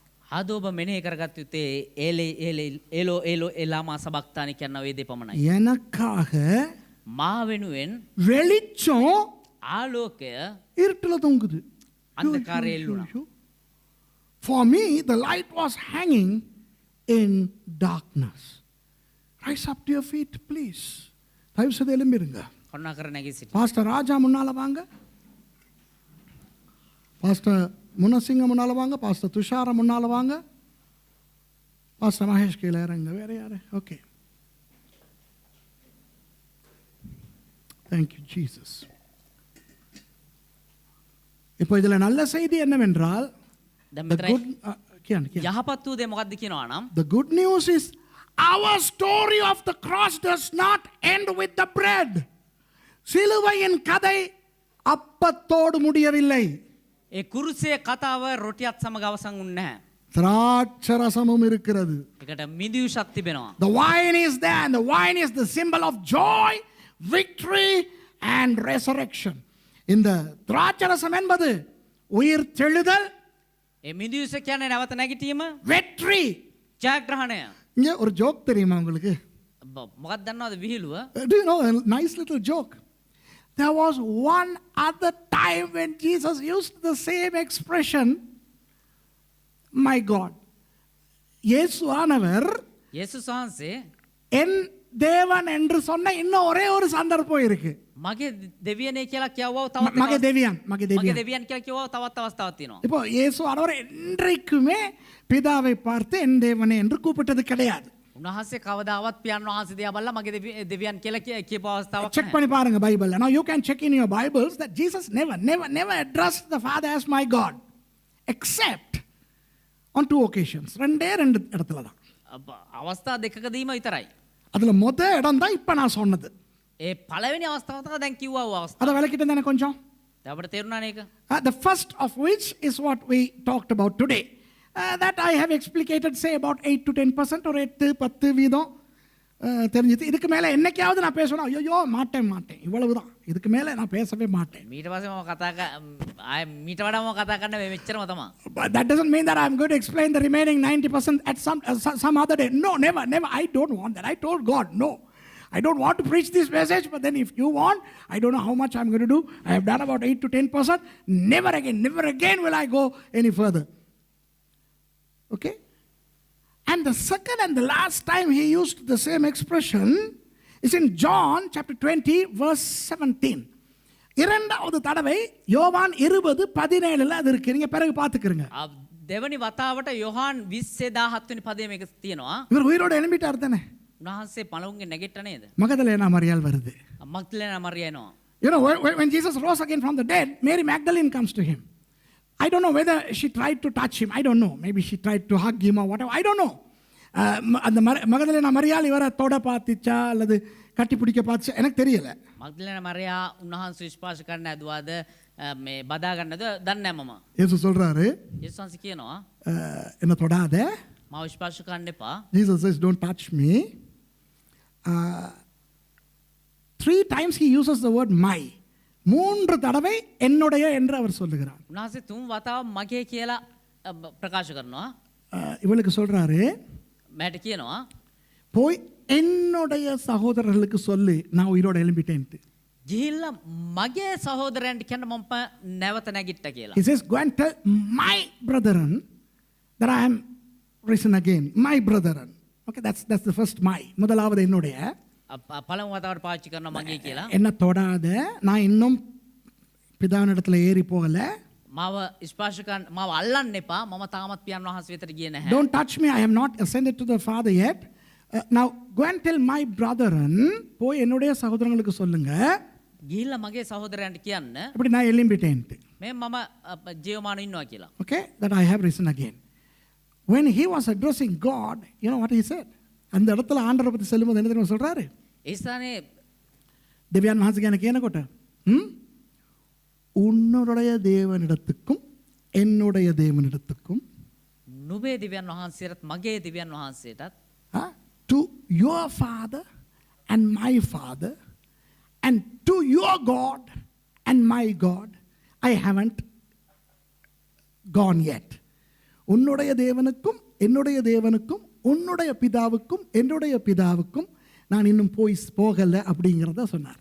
ඔබේ දෙවියන් වහන්සේටත් මගේ දෙවියන් වහන්සේටත් ඔබේ පියාණන් වහන්සේටත් මගේ පියාණන් වහන්සේට වෙතරත් මම තාම ගියේ නැහැ කියලා. அதுல ஒரு பயங்கர ஆழமான அர்த்தம் இருக்கு. ඒකේ තා භයානක ගැඹුරු රහසක් තිබෙනවා. Jesus was now reinstating the fact that now he is Eli and Avi, my God and my Father. That Eloi, that's gone. That was there. அந்த Eloi lama sabachthani அது முடிஞ்சு போச்சு. අර එලි ලාමා සබක්තානේ ඒක ඉවරයි. அதற்காகத்தான் அதை பயன்படுத்துகிறார். ඒක නිසා තා උන්වහන්සේ එතන ඒ දේ உயிர் தெழுந்த இயேசு நம்மோடு இருக்கிறார். ஹalleluya. මලවුන්ගෙන් නැගිට්ටා ඔය යේසුස් වහන්සේ අපිට සමග So සිටිනවා. we have the resurrected Jesus. So let's just give thanks, and when our pastors come and serve you the bread and the wine, we are going to continue to worship God. நாம் பாஸ்டர்மார் உங்களுக்கு அப்பத்தையும் ரசத்தையும் கொடுக்கும் பொழுது අපේ දේවගැතිවරු ඔබ ළඟට ඇවිල්ලා ඒ රොටිත් මිදුසත් ඔබ ලබා දෙද්දී நீங்க அதையும் எடுத்துக்கொள்ளுங்க. ඔබ එයත් ලබා ගන්න. அப்படியே நானும் பின்னால போறேன். එහෙම දේවගැතිවරයාත් අපි පිටිපස්සට යන්න යනවා. யாரும் முன்னுக்கு இருக்க மாட்டோம். කවුරුත් ඉදිරියේ ඉන්නේ නැහැ. ஃப்ரீயா ஆண்டவரை நீங்க ஆராதிங்க. ඔබ නිදහස්සේ දෙවියන් වහන්සේව නමස්කාර කරන්න. I'm going to go rear. I'm going to pick the guitar up and we are going to have a time of worship. And just feel free to worship the Lord. Okay? அப்போ நம்ம ஜெபம் பண்ணுவோமா? Our most gracious, loving Heavenly Father, we thank and praise you for the great, tremendous, unfathomable, deep sacrifice that the hilasmos that we cannot understand on the cross. ஆண்டவரே அந்த சிலுவையிலே கிருபாதார பலியாக நீங்கள் மரித்ததை இயேசுவே எங்களால் புரிந்து கொள்ள முடியாது. அந்த வெளிச்சம் எப்படி இருளிலே தொங்கிக் கொண்டிருக்க முடியும் 3 மணி நேரம்? ஆண்டவரே இது ஒரு பெரிய பெரிய பெரிய ஒரு பயங்கரமப்பா, அவ்வளவு கஷ்டப்பட்டு நீங்கள் சம்பாதித்து எங்களுக்கு கொடுத்த ரட்சிப்புக்காக உங்களுக்கு நன்றி செலுத்துகிறேன். කොහොමද ස්වාමිනේ ආලෝකයේ අන්ධකාරයේ එල්ලීගෙන ඉන්න පුළුවන් වෙන්නේ? ඒක බෑ ස්වාමිනේ, ඒක විද්‍යානුකූලවත් බෑ, ස්වභාවිකවත් බෑ, ආත්මිකවත් බෑ. නමුත් ඒ බැරි දේ ඔබ වහන්සේ කරා. මොනතරම් වේදනා සාගත දෙයක්ද ඔබ වහන්සේ කරේ, මොනතරම් වටිනා ගැලවීමක්ද ඔබ වහන්සේ අපට ලබා දුන්නේ. එහෙනම් ස්වාමිනේ අපි අද ඔබ වහන්සේගේ ශුද්ධ වූ මේසයට සහභාගී වෙන විට ස්වාමිනේ මෙය අපි සිහි කරගෙන ඔබ වහන්සේට ස්තුති පූර්වව අපි නමස්කාර කරනවා. ස්තුතිය ඔබ වහන්සේ අපට දුන්න ගැලවීම නිසා, ස්තුතිය ඔබ වහන්සේ අපට දීප මේ ප්‍රස්තාව නිසා. நீங்கள் எங்களுக்கு கொடுத்த ரட்சிப்புக்காய் நன்றி, நீங்கள் எங்களுக்கு கொடுத்த இந்த சந்தர்ப்பத்துக்காய் நன்றி. Lord, we thank you for the wonderful salvation which you have given us. We thank you for all the blessings that you have blessed us. So Lord, now I pray that you would prepare all of us to worship you in spirit and in truth. ஆண்டவரே, உங்களை ஆவியோடும் உண்மையோடும் தொழுது கொள்ள எங்களை தயார்படுத்தும்படி நான் ஜெபிக்கிறேன். ආත්මයෙන් සහ සැබෑකමෙන් ඔබ වහන්සේට නමස්කාර කරන්න. ඔබ වහන්සේ අපට උපකාර කළ මැනව ස්වාමීනේ, යේසුස් වහන්සේගේ නාමයෙන්, යේසුවින් නාමத்திலே, in the name of Jesus.